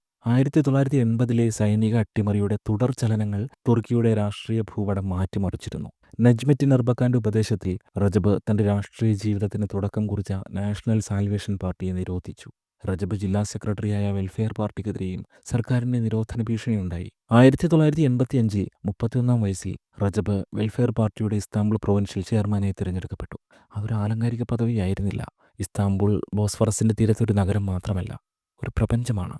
സമ്പത്തും ദാരിദ്ര്യവും, മതേതരത്വവും വിശ്വാസവും, പാരമ്പര്യവും ആധുനികതയും എല്ലാം അവിടെ ഇടകലർന്ന് ജീവിക്കുന്നു. അത് തുർക്കിയുടെ രാഷ്ട്രീയ ഹൃദയമാണ്. ഇസ്താംബൂളിലെ പാർട്ടിയെ നയിക്കാൻ റജബിനെ ഏൽപ്പിക്കുക എന്നാൽ അതൊരു ബഹുമതിയായിരുന്നു. മുഖ്യധാരാ രാഷ്ട്രീയ പ്രസ്ഥാനങ്ങളെല്ലാം വെൽഫെയർ പാർട്ടിയെ തള്ളിക്കളഞ്ഞിരുന്നു. റജബിൻ്റെ പാർട്ടിയെ അവർ പിന്നോക്കക്കാർ, ഗ്രാമീണർ, പരിഷ്കാരമില്ലാത്തവർ എന്നെല്ലാമാണ് വിളിച്ചിരുന്നത്. എന്നാൽ റജബിന് അവരെക്കാൾ നന്നായി ഇസ്താംബൂളിനെ അറിയാമായിരുന്നു. അതിൻ്റെ ചെളി നിറഞ്ഞ തെരുവുകളിൽ റജബ് ഫുട്ബോൾ കളിച്ചിട്ടുണ്ട്. കുടുംബത്തെ പോറ്റാൻ ബോസ്ഫറസിൻ്റെ പിയറുകളിൽ സിമറ്റും ലെമണേഡും വിറ്റിട്ടുണ്ട്. ഈ നഗരത്തിൽ എങ്ങനെ അധ്വാനിക്കണമെന്ന് റജബിന് അറിയാമായിരുന്നു. റജബിന് അവിടുത്തെ തൊഴിലാളികളെയും ചെറുകിട വ്യാപാരികളെയും പള്ളി സമൂഹങ്ങളെയും കടയുടമകളെയും വിശക്കുന്ന കുട്ടികളെയും തളർന്ന അമ്മമാരെയും അറിയാമായിരുന്നു. റജബ് ഇസ്താംബൂളിൻ്റെ നാഡീഞരമ്പുകളിലൂടെ നിരന്തരം യാത്ര ചെയ്തു. കൊട്ടാരങ്ങളിലേക്കോ ഹോട്ടലുകളിലേക്കോ അല്ല, ഭരണകൂടം അവഗണിച്ച പ്രദേശങ്ങളിലേക്കായിരുന്നു യാത്ര. റജബ് ഇമാമുമാരുമായും പലചരക്ക് വ്യാപാരികളുമായും വിദ്യാർത്ഥികളുമായും തൂപ്പുകാരുമായും കൂടിക്കാഴ്ച നടത്തി. ഒരുമിച്ച് പ്രാർത്ഥിച്ചു. അവരുടെ പ്രശ്നങ്ങളെക്കുറിച്ച് സംസാരിച്ചു. ഈ സമയം റജബ് വെൽഫെയർ പാർട്ടിയുടെ സെൻട്രൽ എക്സിക്യൂട്ടീവ് ബോർഡിലേക്ക് തിരഞ്ഞെടുക്കപ്പെട്ടു. ഇസ്താംബൂളിലെ പ്രാദേശിക നേതൃത്വം ദേശീയ നേതൃത്വത്തിന് വിശ്വാസം നേടി. നെജ്മെറ്റിൻ എർബകാന്റെ സ്വാധീനം നിർണായകമായിരുന്നു. റജബിന്റെ ഊർജ്ജസ്വലതയിലും അച്ചടക്കത്തിലും അദ്ദേഹത്തിന് വിശ്വാസമുണ്ടായിരുന്നു. 1986 1993 ഇടയിൽ ഇസ്താംബൂളിൽ പകരക്കാരില്ലാത്ത വിധം റജബ് തയ്യിബ് എർദോഗന്റെ സ്വാധീനം വർദ്ധിച്ചു. റജബ് പതിയെ ഒരു ദേശീയ വ്യക്തിത്വമായി മാറുകയായിരുന്നു. ഓരോ തിരഞ്ഞെടുപ്പ് പ്രചാരണവും ഓരോ റാലിയും പങ്കെടുത്ത ഓരോ വെള്ളിയാഴ്ച പ്രസംഗവും രാഷ്ട്രീയ സന്ദേശങ്ങൾ നൽകാനുള്ള ഒരു വേദി മാത്രമല്ല, ഒരു പ്രസ്ഥാനം കെട്ടിപ്പടുക്കാനുള്ള ആഹ്വാനം കൂടിയായി. റജബിന്റെ പ്രസംഗങ്ങൾ തീവ്രമായിരുന്നു. അദ്ദേഹം പേപ്പറുകളിൽ നിന്ന് വായിച്ചില്ല, ഹൃദയത്തിൽ നിന്നാണ് സംസാരിച്ചത്. പലപ്പോഴും ഖുറാനിൽ നിന്നോ മെഹമ്മദ് തക്കിഫെർസോയിയുടെ കവിതകളിൽ നിന്നോ റൂമിയുടെ ജ്ഞാനത്തിൽ നിന്നോ ഉദ്ധരണികൾ നിരത്തി. അധികാരം മാത്രമാകുന്നു നിന്നു. ഇസ്താംബൂൾ ഓരോ ദിനവും ശോഷിക്കുന്നത് റജബിന്റെ കണ്ണിൽ കാണുന്നുണ്ടായിരുന്നു. അടിസ്ഥാന സൗകര്യങ്ങൾ തകർന്നു. ജലക്ഷാമം രൂക്ഷമായി. നടപ്പാതകളിൽ മാലിന്യം കൂമ്പാരം കൂടി കിടന്നു. ഒരിക്കൽ ഓട്ടോമൻ പ്രൗഢിയുടെ പ്രതീകമായിരുന്ന ഗോൾഡൻ ഹോൺ അവഗണനയുടെ ദുർഗന്ധം വമിക്കുന്ന ഒരു ഇരുണ്ട മലിനമായ കൈത്തോടായി മാറി. 1994 15 വർഷങ്ങളുടെ കഠിനാധ്വാനത്തിനും അശ്രാന്തമായ സംഘാടനത്തിനും ശേഷം റജബ് വെൽഫെയർ പാർട്ടിയുടെ ബാനറിൽ ഇസ്താംബൂൾ മേയർ സ്ഥാനത്തേക്ക് മത്സരിച്ചു. മുഖ്യധാരാ മാധ്യമങ്ങൾ അവരെ പരിഹസിക്കുകയായിരുന്നു. വെൽഫെയർ പാർട്ടിക്ക് ഒരു സാധ്യതയുമില്ലെന്ന് അവർ പറഞ്ഞു. റജബിൻ്റെ പാർട്ടിക്ക് വലിയ സ്പോൺസർമാരോ കോർപ്പറേറ്റ് ദാതാക്കളോ ആകർഷകമായ പരസ്യമോ ഇല്ലായിരുന്നു. ആത്മാവ് നൽകിയ പ്രവർത്തകരും വിശ്വാസവും മാത്രം. എന്നാൽ മാധ്യമങ്ങൾ കാണാത്തത്, കാണാൻ വിസമ്മതിച്ചത് സാധാരണക്കാരുടെ ഹൃദയങ്ങളിൽ നടക്കുന്ന നിശബ്ദ വിപ്ലവമായിരുന്നു. റജബ് അവരോട് രാഷ്ട്രീയം തൊഴിലാക്കിയവരുടെ ഭാഷയിൽ സംസാരിച്ചില്ല. അയൽവാസികളായും സഹോദരി സഹോദരന്മാരായും അവരോട് സംസാരിച്ചു. സ്വപ്നങ്ങൾ വാഗ്ദാനം ചെയ്തില്ല. പകരം ശുദ്ധജലം, കാര്യക്ഷമമായ ഗതാഗതം, തൊഴിൽ രഹിതർക്ക് ജോലികൾ, എല്ലാറ്റിനുമുപരിയായി നീതി എന്നിവ വാഗ്ദാനം ചെയ്തു. 1994 മാർച്ചിൽ ബാലറ്റുകൾ എണ്ണിത്തീർന്നപ്പോൾ ഫലം രാജ്യത്തെ മുഴുവൻ ഞെട്ടിച്ചു. തുർക്കിയിലെ ഏറ്റവും വലുതും പ്രധാനപ്പെട്ടതുമായ നഗരമായ ഇസ്താംബൂളിലെ മേയറായി തിരഞ്ഞെടുക്കപ്പെട്ടത് റജബ് തയ്യിബ് എർദോഗനായിരുന്നു. അതൊരു ചരിത്ര നിമിഷമായി.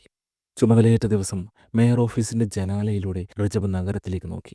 ഓരോ പൊട്ടിയ പൈപ്പിൻ്റെയും ഓരോ തകരുന്ന റോഡിൻ്റെയും ശുദ്ധജലത്തിനായി വരി നിൽക്കുന്ന ഓരോ അമ്മയുടെയും ഭാരം അദ്ദേഹത്തിന് അനുഭവപ്പെട്ടു. ആഘോഷിക്കാൻ സമയമുണ്ടായിരുന്നില്ല. വ്യവസ്ഥിതി തകരുകയായിരുന്നു. ആളുകൾക്ക് സർക്കാരിലുള്ള വിശ്വാസം നഷ്ടപ്പെട്ടുകൊണ്ടിരിക്കുകയായിരുന്നു. അതുകൊണ്ട് അവർ വേഗം ജോലി ആരംഭിച്ചു.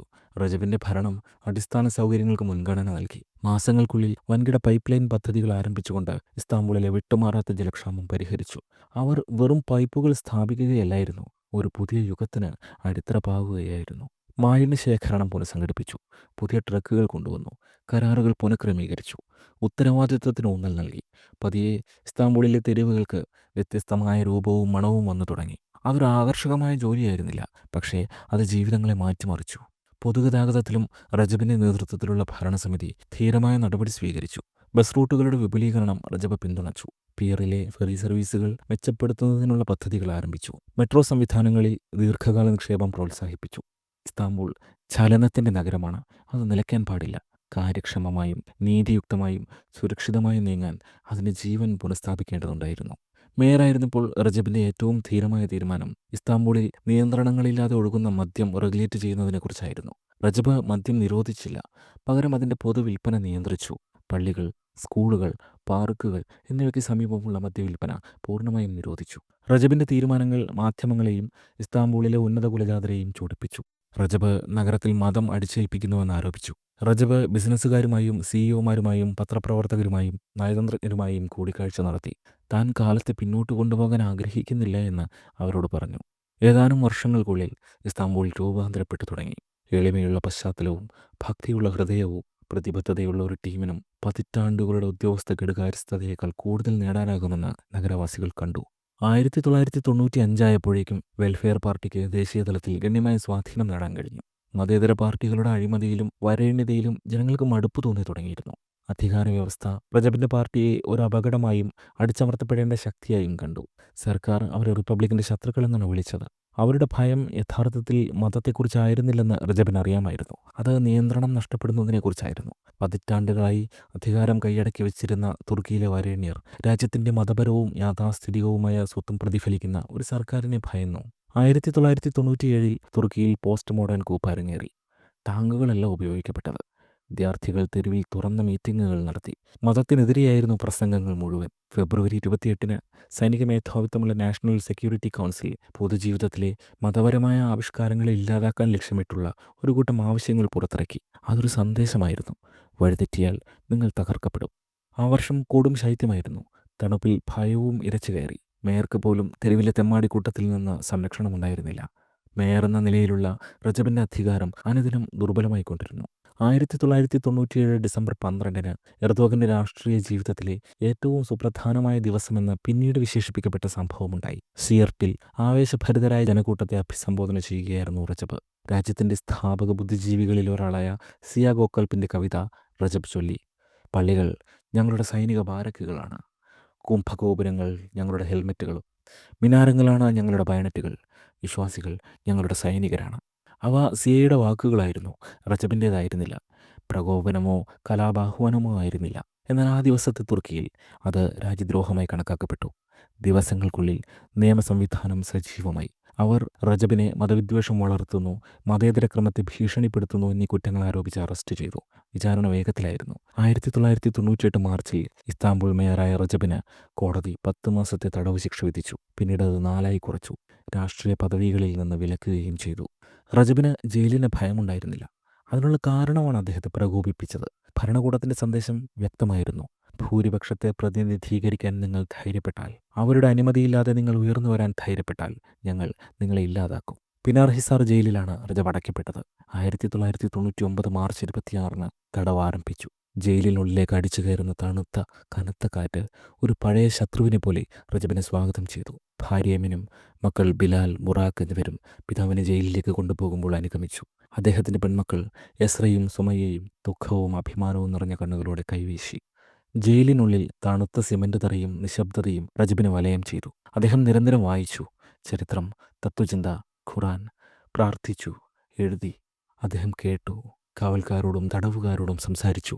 വിധിയെക്കുറിച്ചും നേതൃത്വത്തെക്കുറിച്ചും ദൈവത്തിൻ്റെ ഇച്ഛയെക്കുറിച്ചും സ്വയം ദീർഘനേരം സംസാരിച്ചു. ആ ഏകാന്ത നിമിഷങ്ങളിൽ റജബിന് ഇനിയുള്ള ജീവിതം എന്താകണമെന്ന് തെളിഞ്ഞു വന്നു. അവർക്ക് തന്നെ രാഷ്ട്രീയത്തിൽ നിന്ന് വിലക്കാൻ കഴിഞ്ഞേക്കും, പക്ഷേ ജനങ്ങളെ സേവിക്കുന്നതിൽ നിന്ന് വിലക്കാൻ കഴിയില്ല. അവർക്ക് തൻ്റെ ശരീരത്തെ തടവിലാക്കാൻ കഴിഞ്ഞേക്കും, ആത്മാവിനെ തകർക്കാൻ കഴിയില്ല.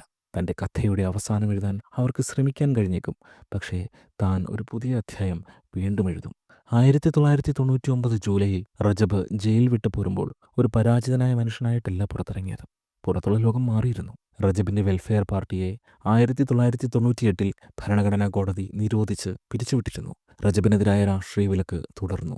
ഔദ്യോഗികമായി റജബ് തയ്യിബ് എർദോഗൻ അവസാനിച്ചിരുന്നു. എന്നാൽ ആ വിചാരണ വർഷങ്ങളിൽ റജബ് കൂടുതൽ ശക്തമായ ഒരു തിരിച്ചറിവിലെത്തി. ചിലപ്പോൾ വീഴ്ചയാണ് മികച്ച അടിത്തറ.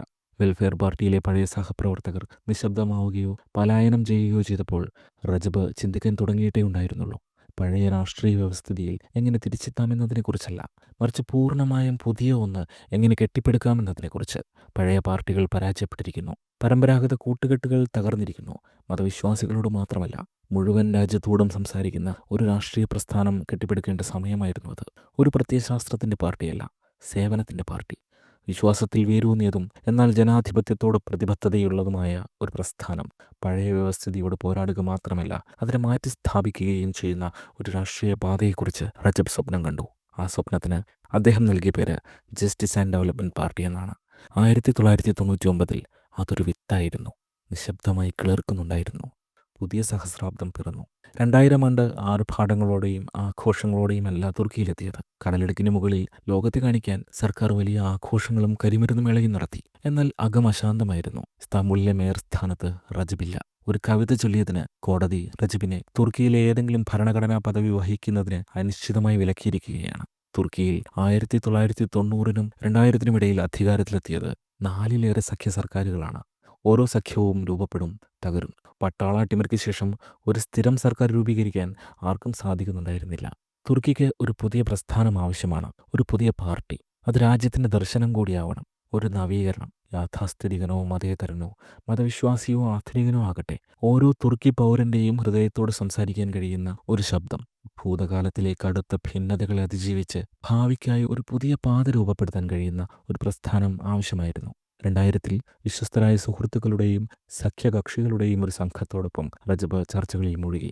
ചിലർ വെൽഫെയർ പാർട്ടിയിലെ പഴയ സഹപ്രവർത്തകരായിരുന്നു, മറ്റുള്ളവർ പുതിയ കാഴ്ചപ്പാടുകളുള്ള യുവമുഖങ്ങളായിരുന്നു. അവർ രഹസ്യമായി കണ്ടുമുട്ടി. ആദ്യം പ്രവർത്തകരുടെ വീടുകളിൽ, പിന്നീട് ചെറിയ ഓഫീസുകളിൽ. എപ്പോഴും സംശയത്തോടെ വീക്ഷിക്കുന്ന സ്റ്റേറ്റിന്റെ നിരീക്ഷണത്തിലായിരുന്നു റജബ്. അവർ ഭൂതകാലത്തിലെ പരാജയങ്ങളെക്കുറിച്ച് മാത്രമല്ല, മുന്നോട്ടുള്ള സാധ്യതകളെക്കുറിച്ചും ചർച്ച ചെയ്തു. ഈ പുതിയ പാർട്ടി എങ്ങനെയായിരിക്കണം? അതെന്തിനു വേണ്ടി നിലകൊള്ളണം?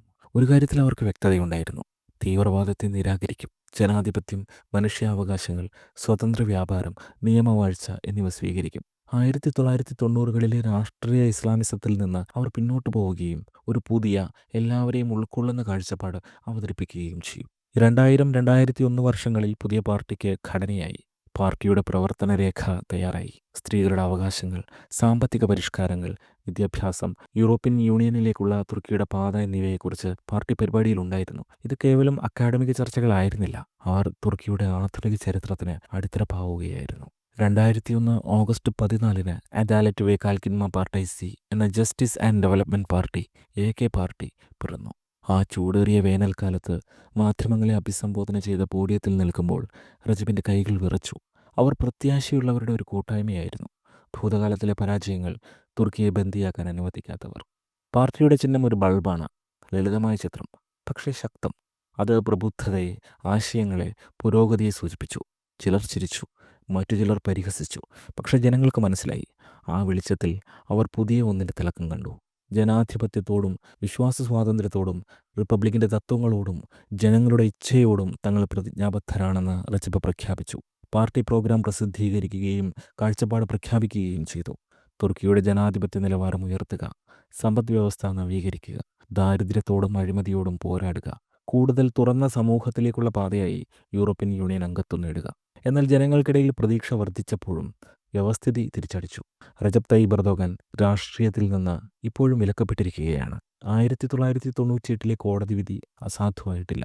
പുതിയ പ്രസ്ഥാനത്തിന് ശില്പിയും നേതാവുമാകാൻ കഴിഞ്ഞു. പക്ഷേ റജബിന് ഇതുവരെ അധികാര പോരാട്ടത്തിൽ പ്രവേശിക്കാൻ കഴിഞ്ഞിരുന്നില്ല. അത് റജബിനെ തളർത്തിയില്ല. തിരശ്ശീലയ്ക്ക് പിന്നിൽ രാവും പകലും പ്രവർത്തിച്ചു. യാത്ര ചെയ്തു, സംസാരിച്ചു, സംഘടിപ്പിച്ചു. നഗരങ്ങളും ഗ്രാമങ്ങളും സന്ദർശിച്ചു. പാർട്ടി കമ്മിറ്റികൾ കെട്ടിപ്പൊക്കി.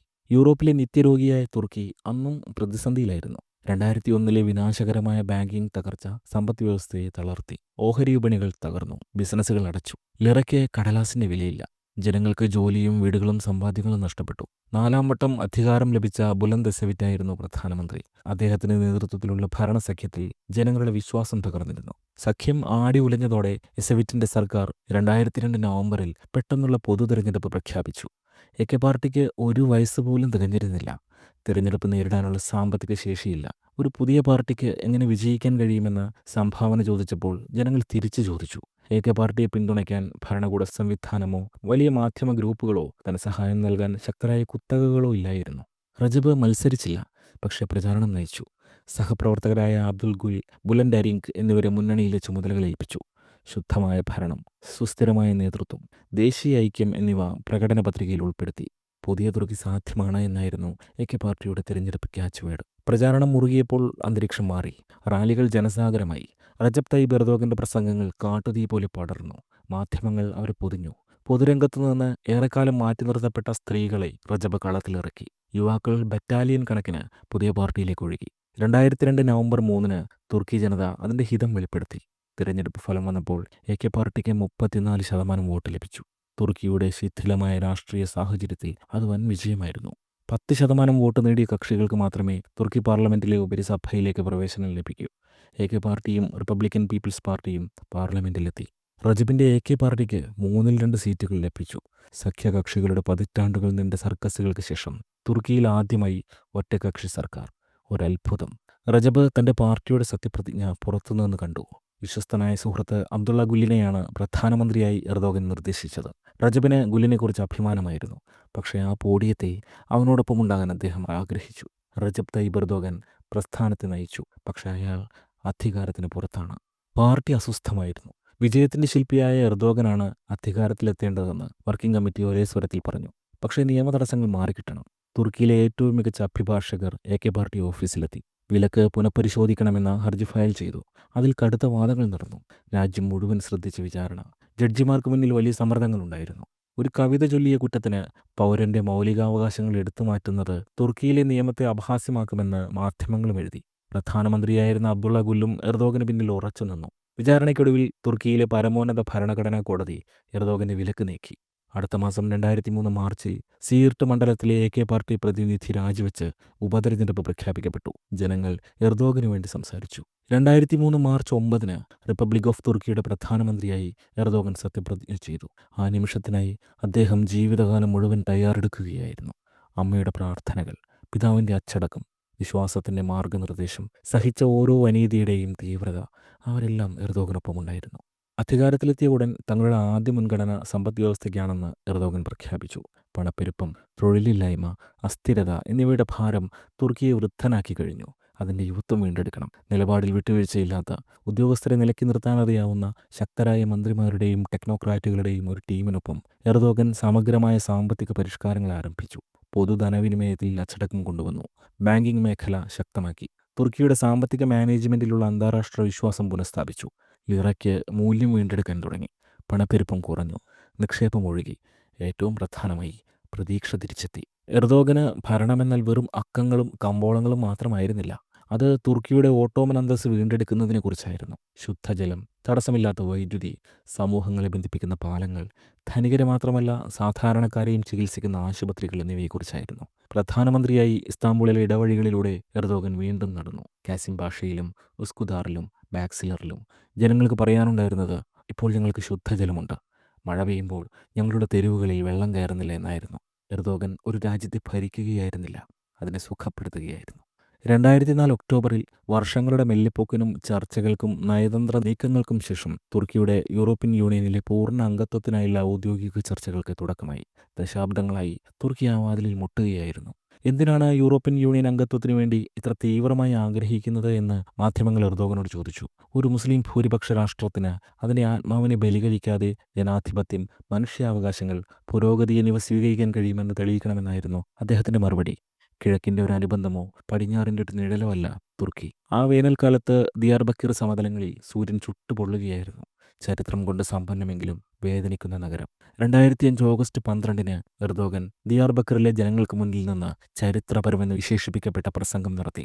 തുർക്കി റിപ്പബ്ലിക്കിൻ്റെ ഒരു പ്രധാനമന്ത്രി ആദ്യമായി രാജ്യത്തെ കുർദിഷ് ജനത നേരിട്ട അനീതികൾക്കും ദുരിതങ്ങൾക്കും മാപ്പ് ചോദിച്ചു. ലോകത്തിൻ്റെ അഭിനന്ദനം നേടാൻ വേണ്ടിയായിരുന്നില്ല എർദോഗൻ കുർദുകളോട് ആ മാപ്പപേക്ഷ നടത്തിയത്. അദ്ദേഹത്തിൻ്റെ മനസാക്ഷി ആവശ്യപ്പെട്ടതുകൊണ്ടാണ്. തുർക്കി കെട്ടുറപ്പുള്ളൊരു രാഷ്ട്രമായിരിക്കണം. ആരും നിശബ്ദരാകരുത്. ജനാധിപത്യത്തെക്കുറിച്ചും ബഹുസ്വരതയെക്കുറിച്ചും അവകാശങ്ങളെയും ബഹുമാനത്തെയും കുറിച്ചും എർദോഗൻ സംസാരിച്ചു. അതിൽ അപകട സാധ്യതകളുണ്ടായിരുന്നു. പാർട്ടിയിലെ തന്നെ ഒരു വിഭാഗം എർദോഗനെ ഒറ്റുകാരൻ എന്ന് കുറ്റപ്പെടുത്തി. ആ പ്രസംഗം തുർക്കിയുടെ രാഷ്ട്രീയം തന്നെ തകിടം മറിച്ചു. കുർദിഷ് ഭൂരിപക്ഷ പ്രദേശങ്ങളിൽ മാത്രമല്ല, തുർക്കിയിലുടനീളം പ്രസംഗത്തിൻ്റെ അലയൊലികൾ മാറുന്നതിന് മുമ്പ് എർദോഗൻ പരിഷ്കാരങ്ങൾ ആരംഭിച്ചു. പ്രക്ഷേപണാവകാശം, സാംസ്കാരിക സ്വാതന്ത്ര്യം എന്നിവയെല്ലാം അനുവദിച്ചു. 2006 തുർക്കിയുടെ GDP $557 ബില്യൺ എത്തി. പണപ്പെരുപ്പം ചരിത്രത്തിലെ ഏറ്റവും താഴ്ന്ന നിലയിൽ. വിദേശ നിക്ഷേപകർ പാരീസിനും ലണ്ടനും മിലാനും പുറമെ ഇസ്താംബൂളിലും ഓഫീസുകൾ തുറന്നു. ഷോപ്പിംഗ് മാളുകൾ ഉയർന്നു. ഫാക്ടറികൾ കുടിയേറ്റ ജോലിക്കാരെ നിയമിച്ചു. യുവജനങ്ങൾ അവരുടെ ഭാവിയിൽ വീണ്ടും വിശ്വസിക്കാൻ തുടങ്ങി. എന്നാൽ വളർച്ചയ്ക്കൊപ്പം വെല്ലുവിളികളും രൂക്ഷമായിരുന്നു. ഇറാഖിലും ലെബനനിലും പലസ്തീനിലും സംഘർഷങ്ങൾ. തുർക്കി അസ്ഥിരതയാൽ ചുറ്റപ്പെട്ടിരുന്നു. എന്നിട്ടും കൊടുങ്കാറ്റിൽ ശാന്തനായിരിക്കാൻ തുർക്കി ശ്രമിച്ചു. തുർക്കിക്ക് ഒരു അതുല്യമായ പങ്ക് വഹിക്കാനുണ്ടെന്ന് എർദോഗൻ വിശ്വസിച്ചു. കിഴക്കിനും പടിഞ്ഞാറിനുമിടയിൽ മാത്രമല്ല, സംഘർഷത്തിനും സമാധാനത്തിനുമിടയിലെ ഒരു പാലം. എർദോഗൻ നയതന്ത്രത്തിൽ കനത്ത നിക്ഷേപങ്ങൾ നടത്തി. അദ്ദേഹം രാജ്യങ്ങളിൽ നിന്ന് രാജ്യങ്ങളിലേക്ക് യാത്ര ചെയ്തു. ആതിഥേയത്വം വഹിച്ചു, ശ്രദ്ധിച്ചു. വാഷിംഗ്ടൺ മുതൽ ടെഹ്റാൻ വരെയും ബ്രസൽസ് മുതൽ ഡമാസ്കസ് വരെയുമുള്ള നേതാക്കളുമായി സംസാരിച്ചു. തുർക്കി അന്താരാഷ്ട്ര സമൂഹത്തിന് വിശ്വസിക്കാൻ കൊള്ളാവുന്നൊരു രാജ്യമാക്കുക എന്നതായിരുന്നു ലക്ഷ്യം. പലവട്ടം സൈനിക അട്ടിമറികളുടെ സൂചനകളും അതിനിടെ ഉണ്ടായി. അതിന് പ്രതിപക്ഷം പോലും ഒത്താശ ചെയ്യുന്നുവെന്ന് എർദോഗൻ ആരോപിച്ചു. മതേതരത്വത്തോടുള്ള എർദോഗന്റെ വിശ്വസ്തതയെ ചോദ്യം ചെയ്തവരോട് നേരിട്ട് സംവാദങ്ങൾ നടത്തി. 2007 എർദോഗന്റെ വിശ്വസ്തനും അദ്ദേഹത്തിനു വേണ്ടി പ്രധാനമന്ത്രി സ്ഥാനം രാജിവെച്ച നേതാവുമായ അബ്ദുള്ള ഗുലിനെ പ്രസിഡന്റായി നാമനിർദ്ദേശം ചെയ്യാനുള്ള AK പാർട്ടിയുടെ ശ്രമങ്ങൾക്കെതിരെ പ്രതിപക്ഷം പ്രക്ഷോഭം നടത്തി. പഴയ ആശങ്കകളാൽ പ്രചോദിതമായ മതേതരത്വ ഭയം ബഹുജന പ്രതിഷേധങ്ങൾക്കും കോടതി കേസുകൾക്കും സൈനിക കേന്ദ്രങ്ങളിൽ നിന്നുള്ള ഭീഷണികൾക്കും വരെ വഴിയൊരുക്കി. 2007 സൈന്യം പുറത്തിറക്കിയ ഈ മെമ്മോറാണ്ടം തുർക്കിയിൽ ഭൂതകാലത്തിന്റെ നിഴലുകൾ ഇപ്പോഴും വ്യാപിച്ചു കിടക്കുന്നു എന്നതിന്റെ ഓർമ്മപ്പെടുത്തലായിരുന്നു. എർദോഗൻ ഭയപ്പെട്ടില്ല. തുർക്കി ജനങ്ങളിൽ അദ്ദേഹത്തിന് വിശ്വാസമുണ്ടായിരുന്നു. 2007 ജൂലൈ 22-ന് AK പാർട്ടി മന്ത്രിസഭ രാജിവെച്ച് പൊതു തിരഞ്ഞെടുപ്പ് പ്രഖ്യാപിച്ചു. അതൊരു ചൂതാട്ടമായിരുന്നു. എർദോഗന്റെ പ്രതീക്ഷകൾ തെറ്റിയില്ല. 46.6% വോട്ട് നേടി വീണ്ടും AK പാർട്ടി ഏറ്റവും വലിയ ഒറ്റക്കക്ഷിയായി. വൻ വിജയം. അതുവരെ എർദോഗന് ലഭിച്ച ജനപിന്തുണയേക്കാൾ ഏറ്റവും മികച്ച തെരഞ്ഞെടുപ്പ് ഫലമായിരുന്നു ഇത്. തന്റെ പാത ശരിയാണെന്ന് മാത്രമല്ല, ജനങ്ങൾ ആഗ്രഹിക്കുന്നത് കൂടിയാണെന്ന് എർദോഗൻ ഉറപ്പിച്ചു. 2008 മാർച്ചിൽ ഭരണഘടനാ കോടതിയിലെ ചീഫ് പ്രോസിക്യൂട്ടർ AK പാർട്ടിയെ നിരോധിക്കാനും എർദോഗനെയും അദ്ദേഹത്തിന്റെ 70 സഹപ്രവർത്തകരെയും രാഷ്ട്രീയത്തിൽ നിന്ന് വിലക്കാനും ആവശ്യപ്പെട്ട് കേസ് ഫയൽ ചെയ്തു. റിപ്പബ്ലിക്കിന്റെ മതേതര തത്വങ്ങൾ ലംഘിച്ചു എന്നതായിരുന്നു ആരോപണം. കേസ് പുരോഗമിക്കുമ്പോഴും എർദോഗൻ ശാന്തനായിരുന്നു. കോടതി തനിക്കെതിരായി വിധിച്ചാൽ തുർക്കി പതിറ്റാണ്ടുകളായി കാണാത്ത ഒരു ഭരണഘടനാ പ്രതിസന്ധിയാകുമതെന്ന് എർദോഗൻ അറിയാമായിരുന്നു. 2008 ജൂലൈ 30-ന് വിധി വന്നു. AK പാർട്ടിയെ നിരോധിച്ചില്ല. അത് പൂർണ്ണമായ കുറ്റവിമുക്തലാക്കലായിരുന്നില്ല. ബെഞ്ചിലെ 6 ജഡ്ജിമാർ നിരോധിക്കേണ്ടെന്നും 5 പേർ നിരോധിക്കണമെന്നുമാണ് വോട്ട് ചെയ്തത്. AK പാർട്ടി മതേതര വിരുദ്ധ പ്രവർത്തനങ്ങളുടെ കേന്ദ്രമായി മാറിയെന്ന് പക്ഷേ ജൂറി വിധിച്ചു. പാർട്ടിയുടെ പൊതുഫണ്ടിന്റെ പകുതി വെട്ടിക്കുറച്ചു. അതൊരു രാഷ്ട്രീയ മുന്നറിയിപ്പായിരുന്നു. സർക്കാരിന്റെ നിയന്ത്രണം എർദോഗന്റെ കയ്യിലായിരുന്നെങ്കിലും പഴയ കാവൽക്കാർക്ക് ഇപ്പോഴും സ്വാധീനമുണ്ടായിരുന്നു എന്നതിന്റെ ഓർമ്മപ്പെടുത്തൽ. എർദോഗൻ പ്രതികാര നടപടികൾ ആരംഭിച്ചു.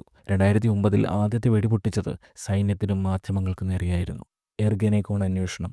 മതേതര തീവ്രവാദം സംശയിച്ച് അറസ്റ്റിലായത് നൂറുകണക്കിന് സൈനിക ഉദ്യോഗസ്ഥരും മാധ്യമപ്രവർത്തകരും ജഡ്ജിമാരും വക്കീലന്മാരും രാഷ്ട്രീയക്കാരുമാണ്. വിചാരണയുടെ അനന്തൻ കാടുകളിലേക്ക് എർദോഗൻ അവരെ പറഞ്ഞുവിട്ടു. സ്ലെഡ്ജ് ഹാമർ അന്വേഷണം പിറകെ വന്നു. സർക്കാരിനെ അട്ടിമറിക്കാൻ ശ്രമിച്ചതിന് നൂറുകണക്കിന് മുൻനിര സൈനിക ഉദ്യോഗസ്ഥർ അറസ്റ്റിലായി. അന്വേഷണങ്ങൾ വെറും അഭ്യൂഹങ്ങളോ മന്ത്രിക്കലുകളോ ആയിരുന്നില്ല. ഭരണഘടനയ്ക്കും ജനങ്ങൾക്കും മുകളിലാണ് തങ്ങളെന്ന് വിശ്വസിച്ചിരുന്ന സൈനിക ഉദ്യോഗസ്ഥരും വരേണ്യരായ ടെക്നോക്രാറ്റുകളും ഉൾപ്പെട്ട ഗൂഢാലോചനകളും പദ്ധതികളുമായിരുന്നു ഇവ. സൈന്യത്തിനെതിരെ യുദ്ധം ചെയ്യുന്നുവെന്ന് അന്താരാഷ്ട്ര സമൂഹം ഇതിനെ വിലയിരുത്തി.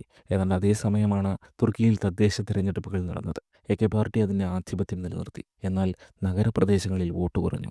സമൂഹത്തിലെ ചില വിഭാഗങ്ങൾക്കിടയിലുണ്ടായ ചെറുത്തുനിൽപ്പും അസ്വസ്ഥതയും എർദോഗന് മനസ്സിലായി. എല്ലാവരും എർദോഗനെ വിശ്വസിക്കുന്നില്ല. മാറ്റമെന്നത് നയങ്ങളെക്കുറിച്ച് മാത്രമല്ല, ഒരു പുതിയ രാഷ്ട്രീയ സംസ്കാരം കെട്ടിപ്പടുക്കുന്നതിനെക്കുറിച്ചും കൂടിയാണെന്ന് എർദോഗൻ മനസ്സിലാക്കാൻ തുടങ്ങി. അതിന് തിരഞ്ഞെടുപ്പുകളോ പരിഷ്കാരങ്ങളോ മാത്രം പോരാ, പരിവർത്തനം ആവശ്യമായിരുന്നു. 2010 ആയപ്പോഴേക്കും AK പാർട്ടിക്ക് അനുകൂലമായ കാറ്റ് വീണ്ടും വീശി തുടങ്ങി. സമ്പദ്വ്യവസ്ഥ വളർന്നു. പണപ്പെരുപ്പം കുറഞ്ഞു. വിദേശ നിക്ഷേപം തുർക്കിയിലേക്ക് ഒഴുകി. അന്താരാഷ്ട്ര വിപണികളുടെ ആത്മവിശ്വാസം തുർക്കി വീണ്ടെടുത്തിരുന്നു. എന്നാൽ രാഷ്ട്രീയമായി സൈനിക അട്ടിമറിക്ക് ശേഷം പട്ടാള മേധാവികൾ എഴുതിയ 1982-ലെ ഭരണഘടന തങ്ങളുടെ അധികാരം പരിമിതപ്പെടുത്തുന്നുണ്ടെന്ന് എർദോഗന് മനസ്സിലായി. സമ്പൂർണ്ണ ഭരണഘടനാ പരിഷ്കരണം മാത്രമാണ് പോംവഴി. ആ വർഷം ജനാധിപത്യത്തെയും നിയമവാഴ്ചയെയും ശക്തിപ്പെടുത്തുന്നതിനായി രൂപകൽപ്പന ചെയ്ത 26 ഭേദഗതികളോടുകൂടിയ ഒരു സമഗ്ര ഭരണഘടനാ റഫറണ്ടം AK പാർട്ടി നിർദ്ദേശിച്ചു. പ്രധാന മാറ്റങ്ങളിൽ ഭരണഘടനാ കോടതിയിലും ഹൈക്കൗൺസിൽ ഓഫ് ജഡ്ജസ് ആൻഡ് പ്രോസിക്യൂട്ടേഴ്സിലും വരേണ്യ വിഭാഗത്തിന്റെ പിടി കുറയ്ക്കുന്നതിനുള്ള ജുഡീഷ്യൽ പരിഷ്കാരങ്ങളും ഉണ്ടായിരുന്നു. പ്രസിഡന്റിനെ ജനങ്ങൾ നേരിട്ട് തിരഞ്ഞെടുക്കാൻ അനുവദിക്കുന്ന വ്യവസ്ഥയും ഉൾപ്പെടുത്തി. പാർലമെന്റിൽ ഇനി രഹസ്യ ഇടപാടുകളില്ല. പ്രതിപക്ഷം ഇത് സ്വേച്ഛാധിപത്യമെന്ന് വിളിച്ച് കലാപം നടത്തി. ജുഡീഷ്യറിയെ അടക്കി ഭരിക്കാനാണ് എർദോഗൻ ശ്രമിക്കുന്നതെന്ന് അവർ ആരോപിച്ചു. എർദോഗൻ ചോദിച്ചു, പ്രസിഡന്റിനെ ജനങ്ങൾ തിരഞ്ഞെടുക്കുന്നത് കൂടുതൽ ജനാധിപത്യപരമല്ലേ? അടഞ്ഞ ഒരു സംഘത്തിന് പകരം നീതിന്യായ വ്യവസ്ഥ രാജ്യത്തെ പ്രതിഫലിപ്പിക്കുന്നത് കൂടുതൽ നീതിയല്ലേ? 2010 സെപ്റ്റംബർ 12-ന് റഫറണ്ടം നടന്നു. 1980-ലെ സൈനിക അട്ടിമറി നടന്ന അതേ ദിവസം. പ്രതീകാത്മകം. സന്ദേശം വ്യക്തമായിരുന്നു. തുർക്കി അട്ടിമറികളുടെ പാരമ്പര്യം ഉപേക്ഷിച്ച് ഒരു പുതിയ യുഗത്തിലേക്ക് നീങ്ങുകയാണ്. 58% പേർ റഫറണ്ടം അനുകൂലിച്ച് വോട്ട് ചെയ്തു. ഇത് എർദോഗന് മാത്രമല്ല, തുർക്കിഷ് ജനാധിപത്യത്തിനും വിജയമാണെന്ന് AK പാർട്ടി പത്രക്കുറിപ്പിറക്കി. ആ രാത്രി ക്യാമറകൾക്ക് മുന്നിൽ എർദോഗൻ വിനയത്തോടെയും ദൃഢനിശ്ചയത്തോടെയും നിന്നു. അദ്ദേഹം പറഞ്ഞു, ഇന്ന് നമ്മുടെ ചരിത്രത്തിലെ ഏറ്റവും സമൂലമായ ജനാധിപത്യ പരിഷ്കരണം നമ്മുടെ ജനങ്ങൾ സമാധാനപരവും നിയമപരവുമായ മാർഗങ്ങളിലൂടെ അംഗീകരിച്ചിരിക്കുന്നു. അതൊരു വഴിത്തിരിവായിരുന്നു. ജുഡീഷ്യറി പുനഃക്രമീകരിക്കുകയും ശക്തമായ പ്രസിഡൻസിക്കുള്ള വഴി തെളിയുകയും ചെയ്തതോടെ എർദോഗൻ ഒരു പുതിയ രാഷ്ട്രീയ വാസ്തുവിദ്യക്ക് അടിത്തറയിട്ടു. ഭയത്താൽ ഭരിക്കപ്പെടുന്ന തുർക്കിയല്ല, സ്വന്തം ജനങ്ങളുടെ ഇച്ഛയാൽ ഭരിക്കപ്പെടുന്ന തുർക്കിക്ക് വേണ്ടി. റഫറണ്ടം പാസ്സായതിനു ശേഷം AK പാർട്ടിയുടെയും എർദോഗൻ്റെയും പൊളിറ്റിക്കൽ ഗ്രാഫ് കുത്തനെ ഉയർന്നതായി ഇൻ്റലിജൻസ് ഏജൻസികൾ റിപ്പോർട്ട് നൽകി. ആ ആത്മവിശ്വാസത്തിലാണ് എർദോഗൻ അടുത്ത പൊതു തിരഞ്ഞെടുപ്പ് നേരിട്ടത്. 2011 ജൂൺ 12 വോട്ടെണ്ണി. ഹക്കാരിയിലെ പർവ്വതനിരകൾ മുതൽ ഇസ്മിറിൻ്റെ തീരങ്ങൾ വരെ, ഇസ്താംബൂളിൻ്റെ തിരക്കേറിയ ഹൃദയം മുതൽ അനറ്റോളിയയുടെ പുരാതന ആത്മാവ് വരെ എർദോഗന് വേണ്ടി വോട്ട് ചെയ്തു. ജസ്റ്റിസ് ആൻഡ് ഡെവലപ്മെൻറ്റ് പാർട്ടിക്ക് ദേശീയ തലത്തിൽ പോൾ ചെയ്ത വോട്ടിൻ്റെ 50% ഉടമസ്ഥത. 2002 മുതൽ AK പാർട്ടി നേടുന്ന തുടർച്ചയായ മൂന്നാമത്തെ പൊതു തെരഞ്ഞെടുപ്പായിരുന്നു അത്. ഏറ്റവും ശക്തവും. ഭരിക്കാൻ മാത്രമല്ല, പരിവർത്തനം ചെയ്യാനുമുള്ള രാജ്യത്തിൻ്റെ അംഗീകാരം എർദോഗന് ലഭിച്ചു. പരിഷ്കാരങ്ങൾ തുടരാനും ജനാധിപത്യം ശക്തിപ്പെടുത്താനും ദാരിദ്ര്യം തുടച്ചു നീക്കാനും മുമ്പെങ്ങുമില്ലാത്ത വിധം വലിയ സ്വപ്നങ്ങൾ കാണാനും. ലാൻഡ് സ്ലൈഡ് വിക്ടറി എന്ന് പാശ്ചാത്യ മാധ്യമങ്ങൾ വിശേഷിപ്പിച്ച ആ തിരഞ്ഞെടുപ്പ് വിജയത്തിന് ശേഷം എർദോഗൻ പാർലമെൻറ്റിലും പുറത്തും അജയ്യനായി. സൈന്യത്തിൽ അദ്ദേഹം പിടിമുറക്കി. അവിടെ വിശ്വസ്തരാണ് കാര്യങ്ങൾ തീരുമാനിക്കുന്നതെന്ന് ഉറപ്പാക്കി. ആ ഉറപ്പിലാണ് വീണ്ടും തുർക്കിയുടെ വ്രണമായ കുർദിഷ് പ്രശ്നം എർദോഗൻ ചർച്ചയ്ക്കെടുത്തത്. പതിറ്റാണ്ടുകളായി കുർദിഷ് ഭൂമി തുർക്കിയുടെ ചോര വാർന്ന മുറിവായിരുന്നു. കുർദിഷ് കുടുംബങ്ങൾ ചിതറിപ്പോയിരുന്നു. ആയിരക്കണക്കിന് പേർ പരസ്പരമുള്ള വിഭാഗീയ പോരുകളിൽ മരിച്ചു. യഥാർത്ഥ നേതൃത്വം വേദനയെ അവഗണിക്കുകയല്ല, അതിനെ നേരിടുകയാണെന്ന് എർദോഗൻ അറിയാമായിരുന്നു. 2012 തൻ്റെ രാഷ്ട്രീയ ജീവിതത്തിലെ ഏറ്റവും ബുദ്ധിമുട്ടുള്ളതും ഏറെ ആഗ്രഹിച്ചിരുന്നതുമായ തീരുമാനങ്ങളിൽ ഒന്നിലേക്ക് എർദോഗൻ പ്രവേശിച്ചു. കുർദിഷ് മിലിറ്റന്റുകളായ PKKയുമായി സമാധാന ചർച്ചകൾ ആരംഭിച്ചു. അത് എളുപ്പമായിരുന്നില്ല. എർദോഗൻ്റെ നീക്കത്തെ സംശയിക്കുകയും ഭയപ്പെടുകയും അപലപിക്കുകയും ചെയ്ത നിരവധി പേർ രാജ്യത്തിനകത്തും പുറത്തുമുണ്ടായിരുന്നു. എർദോഗൻ്റെ ഒരു കാഴ്ചപ്പാടുണ്ടായിരുന്നു. ആരും സംസാരിക്കുന്ന ഭാഷയുടെയോ ധരിക്കുന്ന വസ്ത്രങ്ങളുടെയോ പാടുന്ന പാട്ടുകളുടെയോ പേരിൽ വിഭജിക്കപ്പെടാത്ത ഒരു ഏകീകൃതവും സമാധാനപരവുമായ തുർക്കിയെക്കുറിച്ച്. സമാധാനത്തിലേക്കുള്ള പാത സംഭാഷണത്തിലൂടെയാണെന്നും വിനാശത്തിലൂടെ അല്ലെന്നും അദ്ദേഹം വിശ്വസിച്ചു. PKKയുമായി രഹസ്യ കൂടിക്കാഴ്ചകളാണ് ആദ്യഘട്ടത്തിൽ നടന്നത്. അബ്ദുള്ള ഒക്കോലനും കുർദിഷ് പ്രതിനിധികളും തമ്മിൽ കത്തുകൾ കൈമാറി. പരാതികൾ സമാധാനപരമായി പ്രകടിപ്പിക്കാൻ കഴിയുന്ന ഹോട്ട് ചാനലുകൾ സ്ഥാപിച്ചു. വർഷങ്ങൾക്കിടയിൽ ആദ്യമായി തെക്ക് കിഴക്കൻ മലനിരകളിൽ വെടിവെപ്പിന് പകരം നിശബ്ദത പടർന്നു.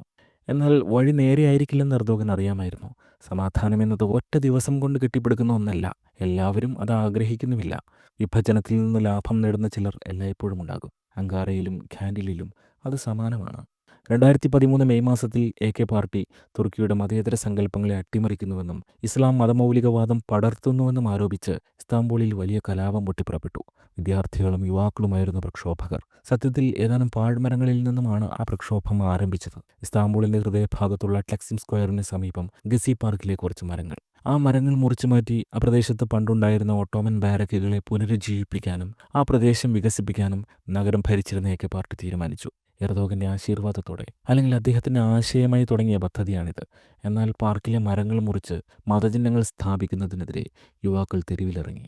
പ്രതിഷേധം കാട്ടുതീ പോലെ പടർന്നു. ഇസ്താംബൂൾ, അങ്കാറ, ഇസ്മീർ എന്നിവിടങ്ങളിലും അതിനപ്പുറവും പ്രതിഷേധക്കാർ തെരുവുകളിൽ നിറഞ്ഞു. എർദോഗൻ സുരക്ഷാസേനയെ വിന്യസിച്ചു. കണ്ണീർവാതകം ഉപയോഗിച്ചു. വെടിവെപ്പ് നടത്തി. നിരവധി പേർക്ക് പരിക്കേറ്റു.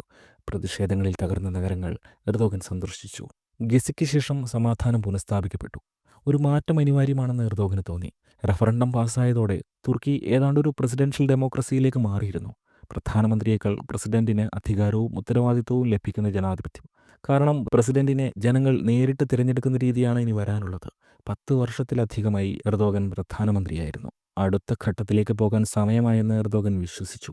2014 തുർക്കി റിപ്പബ്ലിക്കിൻ്റെ പ്രസിഡന്റ് സ്ഥാനത്തേക്കുള്ള തൻ്റെ സ്ഥാനാർത്ഥിത്വം അദ്ദേഹം പ്രഖ്യാപിച്ചു.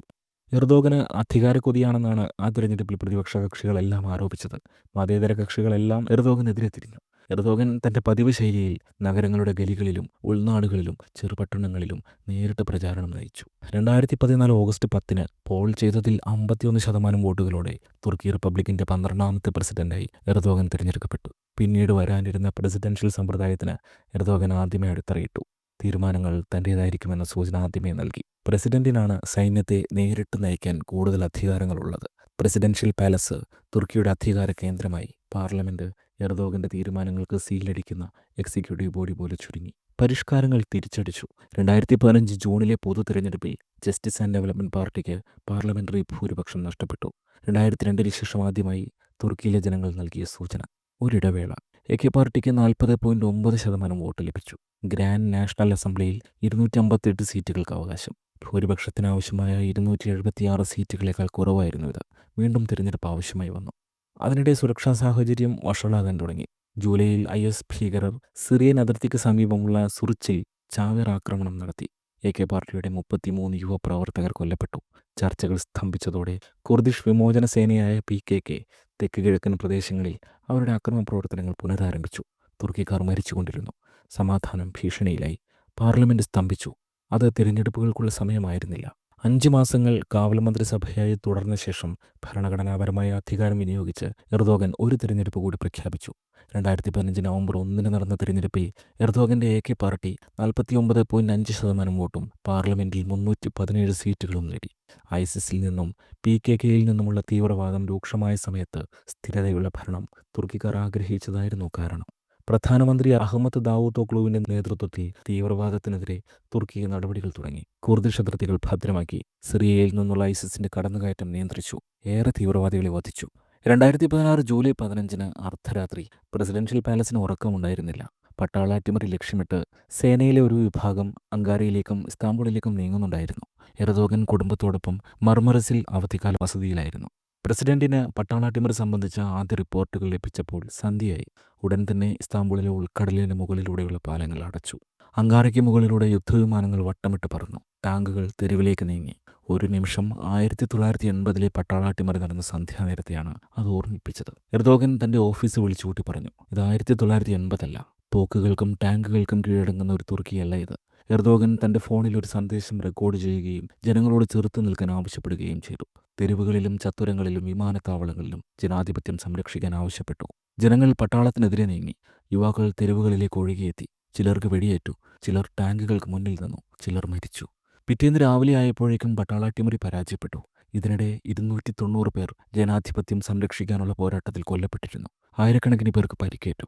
എന്നാൽ റിപ്പബ്ലിക് ഉറച്ചു നിന്നു. എർദോഗൻ ഇസ്താംബൂളിലേക്ക് മടങ്ങിയെത്തി. അത്താതുർക്ക് വിമാനത്താവളത്തിൽ ജനങ്ങൾക്ക് മുന്നിൽ നിന്നു. അതൊരു അട്ടിമറി ശ്രമം മാത്രമായിരുന്നില്ല. ഗ്യൂലനിസ്റ്റ് ഭീകര സംഘടനയായ ഫീറ്റോ എന്ന് എർദോഗൻ വിശേഷിപ്പിക്കുന്ന കൂട്ടർ നടത്തിയ വഞ്ചനയായിരുന്നു അത്. തുർക്കിയിലെ സൈന്യം, ജുഡീഷ്യറി, വിദ്യാഭ്യാസം, മാധ്യമങ്ങൾ എന്നിവയിൽ ആഴത്തിൽ വേരൂന്നിയ ഒരു നിഴൽ ശൃംഖലയാണതെന്ന് എർദോഗൻ ഇന്നും കുറ്റപ്പെടുത്തുമായിരുന്നു. തുടർന്നുള്ള ദിവസങ്ങളിലും ആഴ്ചകളിലും എർദോഗൻ അർബുദമെന്ന് വിളിച്ച ഫീറ്റോയെ തുർക്കിയിൽ നിന്ന് ഉന്മൂലനം ചെയ്യുന്നതിനുള്ള നടപടികൾ ആരംഭിച്ചു. 10,000-കണക്കിന് സിവിൽ സർവീസ് ഉദ്യോഗസ്ഥരെയും പ്രൊഫഷണലുകളെയും ജഡ്ജിമാരെയും സൈനിക ഉന്നതരെയും പുറത്താക്കുകയോ തടങ്കലിൽ വയ്ക്കുകയോ ചെയ്തു. ചിലരൊന്നും ഇന്നും പുറം ലോകം കണ്ടിട്ടില്ല. എർദോഗൻ അതുകൊണ്ടും നിർത്തിയില്ല. തുർക്കിയിൽ അടിയന്തരാവസ്ഥ പ്രഖ്യാപിച്ചു. സായുധ സേനയെ പുനഃസംഘടിപ്പിച്ചു. നാഷണൽ ഇൻ്റലിജൻസ് ഓർഗനൈസേഷനെ ശക്തിപ്പെടുത്തി. ഈ പ്രതിസന്ധിയിൽ നിന്ന് എർദോഗന് ആഴത്തിലുള്ള തിരിച്ചറിവുണ്ടായി. തുർക്കിയുടെ നിലവിലുള്ള രാഷ്ട്രീയ വ്യവസ്ഥ ദുർബലമാണ്. ഒരു നൂറ്റാണ്ട് മുമ്പ് തട്ടിക്കൂട്ടിയ പാർലമെന്ററി സംവിധാനം തുർക്കി പോലെ ചലനാത്മകവും സങ്കീർണവുമായ ഒരു രാജ്യത്തിന് ഇനി അത് പ്രയോജനം ചെയ്യില്ല. എക്സിക്യൂട്ടീവിൽ വ്യക്തതയും ഉത്തരവാദിത്വവുമുള്ള ഫലപ്രദമായ ഭരണ സംവിധാനം തുർക്കിക്ക് ആവശ്യമായിരുന്നു. ദുർബലമായ സഖ്യങ്ങൾ ഇനി വേണ്ട. പ്രസിഡന്റും പ്രധാനമന്ത്രിയും തമ്മിലുള്ള അധികാര വടംവലി വേണ്ട. ഒരു നേതാവ്, ഒരു കാഴ്ചപ്പാട്, ഒരു അംഗീകാരം. അങ്ങനെ എർദോഗൻ ചരിത്ര പ്രസിദ്ധമായ ഭരണഘടനാ പരിഷ്കരണം നിർദ്ദേശിച്ചു. അമേരിക്കൻ ശൈലിയിൽ പ്രസിഡൻഷ്യൽ സമ്പ്രദായത്തിലേക്കുള്ള മാറ്റം. 2017 ഏപ്രിലിൽ അതിനായി രാജ്യവ്യാപക റഫറണ്ടം നടത്തി. കടുത്ത പ്രചരണമായിരുന്നു. പ്രതിപക്ഷം ആക്രമണം അഴിച്ചുവിട്ടു. എർദോഗൻ കൂടുതൽ അധികാരം തേടുകയാണെന്നും സ്വേച്ഛാധിപതിയായെന്നും ജനാധിപത്യം അപകടത്തിലാണെന്നും അവർ വാദിച്ചു. എന്നാൽ തുർക്കിയിലെ 51.4% പേർ റഫറണ്ടത്തിന് അനുകൂലമായി വോട്ട് ചെയ്തു. ജനങ്ങൾക്ക് മാറ്റം വേണമെന്നാണ് അതിനർത്ഥം. അവർക്ക് ഐക്യം വേണമായിരുന്നു. ദുർബലമായ സർക്കാരുകളുടെ യുഗം അവസാനിപ്പിക്കാൻ അവർ ആഗ്രഹിച്ചു. ആ തിരഞ്ഞെടുപ്പോടെ തുർക്കിയിൽ പ്രധാനമന്ത്രി പദവി നിർത്തലാക്കി. പ്രസിഡൻസി ശക്തിപ്പെടുത്തി. പ്രസിഡന്റിന് പാർട്ടി ബന്ധം നിലനിർത്താൻ അനുമതി നൽകി. ക്യാബിനറ്റ് രൂപീകരിക്കാനും നയിക്കാനുമുള്ള എക്സിക്യൂട്ടീവ് അധികാരങ്ങൾ വികസിപ്പിച്ചു. അത് റിപ്പബ്ലിക്കിന്റെ പുതിയ അധ്യായമായിരുന്നു. 2018 പ്രസിഡൻഷ്യൽ പാർലമെന്ററി രീതിയിൽ ആദ്യത്തെ തിരഞ്ഞെടുപ്പ് ജൂൺ 24 പ്രഖ്യാപിച്ചു. പുതിയ സംവിധാനത്തിന്റെ ആദ്യത്തെ യഥാർത്ഥ പരീക്ഷണമായിരുന്നു അത്. എർദോഗൻ AK പാർട്ടിക്ക് വേണ്ടി മുന്നിൽ നിന്നു. തുറന്ന മനസ്സോടെയും വ്യക്തമായ കാഴ്ചപ്പാടോടെയും രാജ്യത്തുടനീളം പ്രചരണം നടത്തി. ശക്തമായ തുർക്കിയും സുരക്ഷിതമായ തുർക്കിയും കൂടുതൽ സ്വതന്ത്രമായ തുർക്കിയും വാഗ്ദാനം ചെയ്തു. എർദോഗൻ വീണ്ടും പ്രസിഡന്റായി തിരഞ്ഞെടുക്കപ്പെട്ടു. ആദ്യ റൗണ്ടിൽ തന്നെ 52.6% വോട്ടോടെയായിരുന്നു വിജയം. പുതിയ ഭരണഘടന പ്രകാരം രാജ്യത്തെ നേരിട്ട് നയിക്കാനുള്ള അധികാരവും ഉത്തരവാദിത്വവും എർദോഗന് ലഭിച്ചു. പ്രസിഡന്റ് ഇനി ഒരു ആലങ്കാരിക പദവിയല്ല, പ്രസിഡന്റാണ് എല്ലാം. A K party nationalist movement പാർട്ടിയുമായി സഖ്യമുണ്ടാക്കി പീപ്പിൾ അലയൻസ് എന്ന പേരിൽ പാർലമെന്റിൽ ഭൂരിപക്ഷം നേടി. പ്രധാനമന്ത്രി പദവി നിർത്തലാക്കിയതോടെ തുർക്കി റിപ്പബ്ലിക്കിന്റെ ആദ്യ എക്സിക്യൂട്ടീവ് പ്രസിഡന്റായി എർദോഗൻ ക്യാബിനറ്റ് രൂപീകരിച്ചു. 2019 തദ്ദേശ തെരഞ്ഞെടുപ്പിൽ എർദോഗന്റെ എ കെ പാർട്ടി വലിയ തിരിച്ചടി നേരിട്ടു. പ്രതിപക്ഷ സ്ഥാനാർത്ഥിയായ റിപ്പബ്ലിക്കൻ പീപ്പിൾസ് പാർട്ടിയുടെ എക്രം ഇമാമോഗ്ലു ഇസ്താംബുൾ മേയറായി. വലിയ പ്രതീക്ഷകളോടെ എർദോഗൻ നിർത്തിയ സ്ഥാനാർത്ഥി ബിനാലി യിൽഡിറിം തോറ്റു. ഇസ്താംബുൾ നഗരസഭ നഷ്ടപ്പെടുക എന്നാൽ തന്റെ കിരീടത്തിലെ ഏറ്റവും വിലപ്പെട്ട രത്നം നഷ്ടപ്പെടുന്നത് പോലെയാണ് എർദോഗന്. ഇസ്താംബൂളിലെ തെരുവുകളിലെ ഓരോ കല്ലും, ബോസ്ഫറസ് ആകാശത്ത് നിഴൽ വീഴ്ത്തുന്ന ഓരോ മസ്ജിദ് താഴികക്കുടവും തന്റേതാണെന്ന് വിശ്വസിക്കുന്നയാൾ. എർദോഗൻ ചരടുകൾ വലിച്ചു. നേരിയ ഭൂരിപക്ഷത്തിലാണ് പ്രതിപക്ഷം വിജയിച്ചിരിക്കുന്നത്. ക്രമക്കേടുകൾ ചൂണ്ടിക്കാട്ടി എ കെ പാർട്ടി ഫലം ചോദ്യം ചെയ്തു. സുപ്രീം ഇലക്ഷൻ കൗൺസിൽ വീണ്ടും തിരഞ്ഞെടുപ്പിന് ഉത്തരവിട്ടു. എന്നാൽ ആ തിരഞ്ഞെടുപ്പിലും വലിയ വ്യത്യാസത്തിൽ എ കെ പാർട്ടി തോറ്റു. അതോടൊപ്പം അങ്കാറ നഗരസഭയിലും എർദോഗന്റെ പാർട്ടിക്ക് ഭൂരിപക്ഷം നഷ്ടമായി. തലസ്ഥാനവും കിരീടത്തിലെ രത്നമായ ഇസ്താംബൂളും നഷ്ടമായ എർദോഗന്റെ പതനം ആരംഭിച്ചെന്ന് പ്രതിപക്ഷം ആർപ്പ് വിളിച്ചു. ഈ സമയവും തുർക്കിയുടെ അന്താരാഷ്ട്ര പ്രതിച്ഛായ വളർത്തുന്നതിൽ എർദോഗൻ ബദ്ധശ്രദ്ധനായിരുന്നു. മോസ്കോയുമായി ഊഷ്മളമായ നയതന്ത്രം പുനഃസ്ഥാപിച്ചു. പ്രസിഡന്റ് പുടിനുമായി ആയുധക്കമ്പോളത്തിലെ മത്സരം നിർത്തിയ എർദോഗൻ അദ്ദേഹത്തെ കെട്ടിപ്പിടിച്ചു. 2020 ജൂലൈ 10 ഇസ്താംബൂളിന്റെ ഹൃദയമായ ഹാഗിയ സോഫിയ വീണ്ടും മുസ്ലിം ആരാധനാലയമായി തുർക്കി പ്രഖ്യാപിച്ചു. 1934 ഹാഗിയ സോഫിയ ഒരു മ്യൂസിയമാക്കി മുസ്തഫ കമാൽ അത്താതുർക്ക് പുറത്തിറക്കിയ സർക്കാർ ഉത്തരവ് കോടതി റദ്ദു ചെയ്തു. അത് എർദോഗന്റെ ഒരു തിരഞ്ഞെടുപ്പ് വാഗ്ദാനമായിരുന്നു. ലോകം മുഴുവൻ എതിർപ്പുകളുണ്ടായി. എർദോഗൻ വകവെച്ചില്ല. കോവിഡ്-19 തുർക്കിയെ തകർത്തു. ലക്ഷം പേർ ആദ്യഘട്ടത്തിലെ മരിച്ചെന്ന് ലോകാരോഗ്യ സംഘടന പുറത്തുവിട്ട കണക്കുകൾ പറയുന്നു. എർദോഗൻ രോഗത്തിനും സമ്പദ് വ്യവസ്ഥയ്ക്കും വാക്സിൻ നൽകി. പലിശ നിരക്ക് കുത്തനെ കുറച്ചു. സെൻട്രൽ ബാങ്ക് പുനഃസംഘടിപ്പിച്ചു. കോവിഡ്-19 മാത്രമല്ലായിരുന്നു. സിറിയൻ അതിർത്തിയിൽ ഇക്കാലം അമേരിക്കൻ പിന്തുണയുള്ള കുർദ് സംഘടനയായ YPG തുറന്ന ആക്രമണങ്ങൾ നടത്തിയിരുന്നു. ഓപ്പറേഷൻ സ്പ്രിംഗ് ഷീൽഡ് എന്ന പേരിൽ എർദോഗൻ ഇവരെ നിഷ്കരുണം നേരിട്ടു. അർമേനിയക്കെതിരെ അസർബൈജാൻ നിരന്തരം നടത്തുന്ന യുദ്ധത്തിലും 2020 തുർക്കി സ്വന്തം സൈന്യത്തെ ഇടപെടുവിച്ചു. നാഗോർണോ കരാബക്കിൽ അസർബൈജാൻ സേനയോടൊപ്പം ചേർന്ന് തുർക്കി അർമേനിയക്കെതിരെ യുദ്ധം ചെയ്തു. എർദോഗനും അസർബൈജാൻ നേതാവായ ഇൽഹാം അലിയവും ആത്മാർത്ഥ സുഹൃത്തുക്കളാണ്. ശൂഷയ്ക്ക് മുകളിൽ അസർബൈജാനി പതാകകൾ വീണ്ടും പറന്നു. അതവർക്കൊരു വിജയം മാത്രമല്ലായിരുന്നു, അത് ലോകത്തിനുള്ള സന്ദേശമായിരുന്നു. തുർക്കി അതിന്റെ സഖ്യകക്ഷികളെ ഉപേക്ഷിക്കില്ല.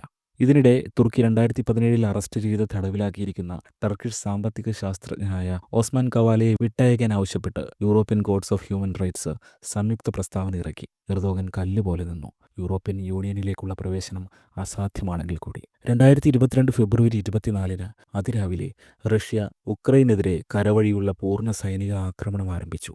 അതിലിടപെടാതെ മാറി നിൽക്കാൻ തുർക്കിക്ക് കഴിയുമായിരുന്നില്ല.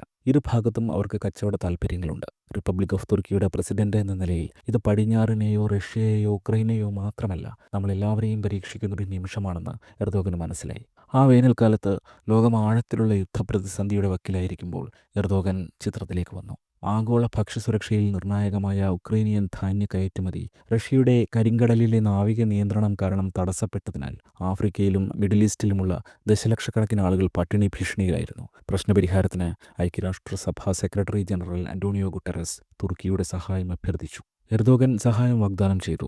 അദ്ദേഹം റഷ്യൻ ഉക്രൈനിയൻ പ്രതിനിധി സംഘങ്ങളെ ഇസ്താംബൂളിലേക്ക് ക്ഷണിച്ചു. സൂക്ഷ്മതയോടെ എർദോഗന്റെ ടീം അടച്ചിട്ട മുറികൾക്കുള്ളിൽ രാവും പകലും അവരുമായി ചർച്ചകൾ നടത്തി. 2022 ജൂലൈയിൽ എല്ലാ പ്രതിബന്ധങ്ങളെയും അതിജീവിച്ച് തുർക്കി കരിങ്കടൽ ധാന്യ സംഭരണത്തിൽ ഒപ്പുവെച്ചു. തുർക്കിയുടെ മേൽനോട്ടത്തിൽ യുദ്ധം ആരംഭിച്ചതിന് ശേഷം ആദ്യമായി ധാന്യക്കപ്പലുകൾ ഉക്രൈനിയൻ തുറമുഖങ്ങളിൽ നിന്ന് സുരക്ഷിതമായി പുറപ്പെടും. റഷ്യ ഇടപെടില്ല. ഈ കരാർ ആഗോളതലത്തിൽ പ്രശംസിക്കപ്പെട്ടു. ആ നിമിഷം തുർക്കി ആഗോള സമാധാന പരിപാലകരുടെ ഹൃദയം കവർന്നു. സൈനികരുമായോ ഭീഷണികളുമായോ ആയിരുന്നില്ല. വാക്കുകൾ, നയതന്ത്രം, വിശ്വാസം എന്നിവയാൽ.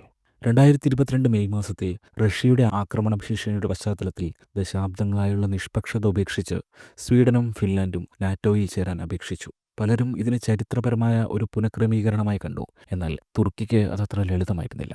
വർഷങ്ങളായി തീവ്രവാദ സംഘടനകളെക്കുറിച്ച്, പ്രത്യേകിച്ച് PKKയെയും അതിൻ്റെ സിറിയൻ ശാഖയായ YPGയെയും തുർക്കി ആശങ്കകൾ ഉന്നയിച്ചിരുന്നു.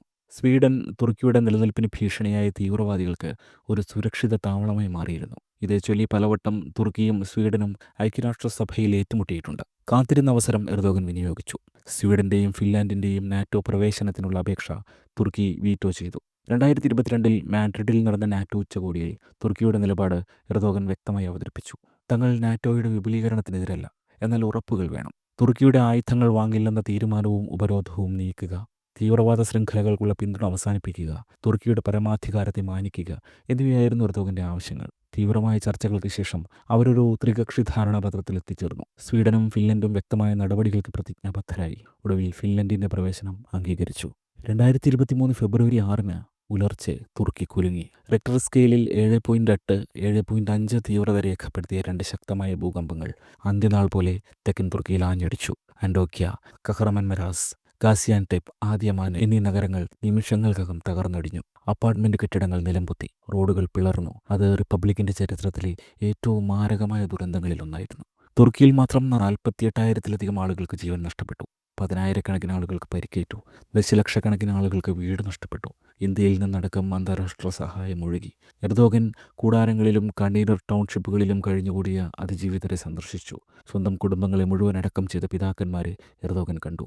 വീടോ മാതാപിതാക്കളോ ഇല്ലാത്ത കുട്ടികളുടെ കണ്ണുകൾ. അദ്ദേഹം ഒരു വാഗ്ദാനം നൽകി: നമ്മൾ പുനർനിർമ്മിക്കും. എത്ര സമയമെടുത്താലും എത്ര ചെലവായാലും നമ്മൾ ഈ നഗരങ്ങളെ വീണ്ടും ഉയർത്തും. തുടർന്നുള്ള ആഴ്ചകളിൽ ആധുനിക തുർക്കി ചരിത്രത്തിലെ ഏറ്റവും വലിയ ഭൂകമ്പാനന്തര പുനർനിർമ്മാണ പ്രവർത്തനങ്ങൾ ആരംഭിച്ചു. 10,000-കണക്കിന് വീടുകൾ പണിതു. പുതിയ ആശുപത്രികൾ, സ്കൂളുകൾ, അടിസ്ഥാന സൗകര്യങ്ങൾ എന്നിവ ആസൂത്രണം ചെയ്തു. ഭൂകമ്പം ഒരു രാഷ്ട്രീയ കൊടുങ്കാറ്റിനും വഴിവെച്ചു. 2023 തിരഞ്ഞെടുപ്പ് വർഷമായിരുന്നു. എർദോഗന്റെ എതിരാളികൾ തുർക്കിയിലെ ഭൂകമ്പത്തിൽ ഭരണകൂടം ആദ്യഘട്ടത്തിൽ വേണ്ടവിധം പ്രതികരിച്ചില്ലെന്ന് കുറ്റപ്പെടുത്തി. തയ്യാറെടുപ്പ്, നിർമ്മാണ നയങ്ങൾ, അടിയന്തര പ്രതികരണം എന്നിവ അവർ ചോദ്യം ചെയ്തു. ഒരു പുതിയ സഖ്യത്തിന്റെ കൊടിക്കീഴിൽ പ്രതിപക്ഷം തങ്ങളുടെ ശക്തികളെ അണിനിരത്തി. മാധ്യമങ്ങൾ എർദോഗന്റെ തോൽവി പ്രവചിച്ചു. 20 വർഷത്തെ ഭരണത്തിന് ശേഷം എർദോഗന്റെ യുഗം ഒടുവിൽ അവസാനിക്കുകയാണെന്ന് അവർ പറഞ്ഞു. എന്നാൽ എർദോഗൻ യാത്രകൾ പോയി. ഭൂകമ്പം ബാധിച്ച തെക്ക് മുതൽ കിഴക്കൻ പ്രവിശ്യകൾ വരെ, ഇസ്താംബൂളിന്റെ ഹൃദയം മുതൽ കോനിയയുടെ വയലുകൾ വരെ അദ്ദേഹം ജനങ്ങളെ കണ്ടു. യുദ്ധത്തിലും സമാധാനത്തിലും പ്രതിസന്ധിയിലും ശാന്തതയിലും അവരോടൊപ്പം നിന്നത് ആരാണെന്ന് അവർ ഓർമ്മിപ്പിച്ചു. പരമാധികാരം, ശക്തി, ത്യാഗം എന്നിവയെക്കുറിച്ച് സംസാരിച്ചു. തങ്ങളുടെ ഭാവിയെക്കുറിച്ച് സംസാരിച്ചു. 2023 മെയ് 28 ഫലം വന്നപ്പോൾ 52% വോട്ടുകൾ നേടി എർദോഗൻ തുർക്കിയുടെ പ്രസിഡന്റായി 3-ാം തവണയും തിരഞ്ഞെടുക്കപ്പെട്ടു. ജൂൺ 3 സത്യപ്രതിജ്ഞ ചെയ്തു. 2024 പ്രാദേശിക തെരഞ്ഞെടുപ്പിലും ഇസ്താംബുൾ മേയർ സ്ഥാനം തിരിച്ചുപിടിക്കാൻ എർദോഗന്റെ AK പാർട്ടിക്ക് കഴിഞ്ഞില്ല. ചരിത്രത്തിൽ കാണാത്ത കനത്ത പ്രചാരണമാണ് നടന്നത്. AK പാർട്ടിയുടെ തെരഞ്ഞെടുപ്പ് റാലിക്ക് നേരെ വെടിവെപ്പടക്കം നടന്നു. തന്റെ വിശ്വസ്തനായ മുറാദ് കുറുമിനെ മേയർ സ്ഥാനാർത്ഥിയാക്കി എർദോഗൻ കളത്തിലിറക്കി. വിജയം മുൻ മേയറും പ്രതിപക്ഷ സ്ഥാനാർത്ഥിയുമായ ഇക്രാം ഇമാമോഗ്ലുവിനൊപ്പമായിരുന്നു. UEFA യൂറോ 2024 ജർമ്മനിയിൽ നടന്നപ്പോൾ ടീമിനൊപ്പം ചേരാനെത്തിയ തുർക്കി മന്ത്രിമാർക്കും ആരാധകർക്കും ജർമ്മനി പ്രവേശനം നിഷേധിച്ചു. എർദോഗൻ രൂക്ഷമായ ഭാഷയിലാണ് ഇതോട് പ്രതികരിച്ചത്. ജർമ്മനിയെയും യൂറോപ്പിനെയും എർദോഗൻ ഓർമ്മിപ്പിച്ചു: യൂറോപ്പിൽ തുർക്കികൾ 2-ാം തരം പൗരന്മാരല്ല. തുർക്കി അഭിമാനമുള്ളൊരു രാജ്യമാണ്. ബെർലിനിലോ കൊളോണിലോ ഒരു തുർക്കി പതാക വീശുമ്പോൾ അതിനെ ബഹുമാനിക്കണം. ഭീഷണിയായി കണക്കാക്കരുത്. ജർമ്മൻ മാധ്യമങ്ങൾ അതിനെ ഒരു നയതന്ത്ര തർക്കമാക്കി മാറ്റി. 2025 ആരംഭിച്ചപ്പോൾ എർദോഗൻ ഒരു നേർത്ത കയറിൽ അഭ്യാസിയെപ്പോലെ നടക്കുകയായിരുന്നു.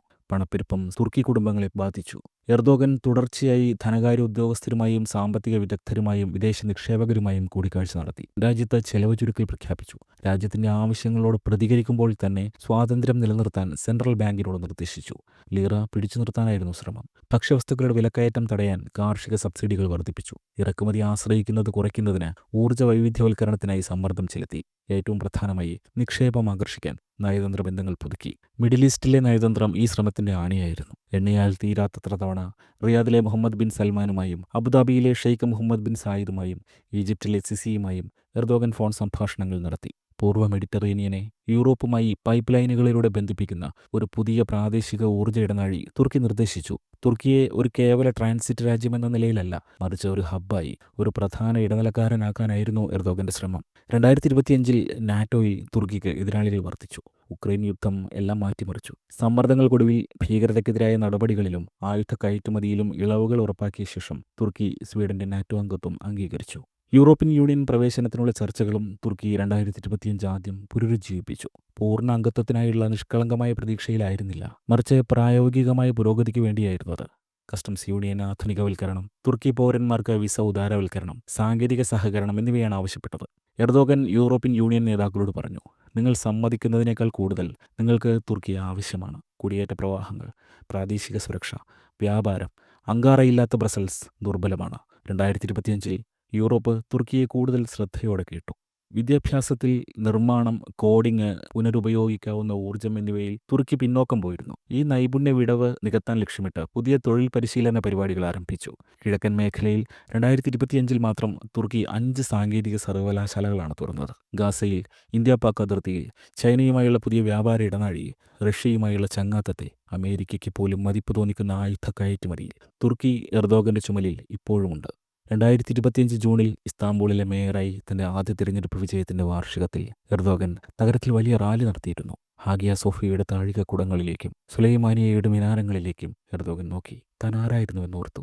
കാസിം ഭാഷയിൽ നിന്നുള്ളൊരു കുട്ടി, തെരുവിൽ എള്ളുബണ്ണ വിറ്റവൻ, ഒരു കവിത ചൊല്ലിയതിന് തടവിലാക്കപ്പെട്ട മനുഷ്യൻ, ഫുട്ബോൾ കളിക്കാരൻ, സാമ്പത്തിക മേഖലയെ പുനർനിർമ്മിച്ച ഒരു പ്രധാനമന്ത്രി, അരാജകത്വത്തിന് മുട്ടുമടക്കാൻ വിസമ്മതിച്ച ഒരു പ്രസിഡന്റ്. ഇപ്പോൾ 2025 അദ്ദേഹം ചരിത്രത്തിനും ഭാവിക്കുമിടയിൽ നായകനായുണ്ട്. അദ്ദേഹം തെറ്റുകൾ വരുത്തിയിട്ടുണ്ട്, വിജയങ്ങളുണ്ടായിട്ടുണ്ട്, എതിരാളികളെയും അട്ടിമറികളെയും പ്രതിസന്ധികളെയും അതിജീവിച്ചിട്ടുണ്ട്. എർദോഗനെ കാത്തിരിക്കുന്ന യുദ്ധങ്ങൾ തുടരുകയാണ്. കിഴക്ക് ഇന്ത്യയും സിംഗപ്പൂരും വരെ ശത്രുക്കളാകുമ്പോൾ മുസ്ലിം ലോകം കൂടുതൽ അടുക്കുന്നു. വരുന്ന ദശാബ്ദങ്ങളിൽ തുർക്കിയുടെ മാത്രമല്ല, മുസ്ലിം ഹാർട്ട്ലാൻഡിൻ്റെ മുഴുവൻ നായകൻ എർദോഗനായിരിക്കുമോ?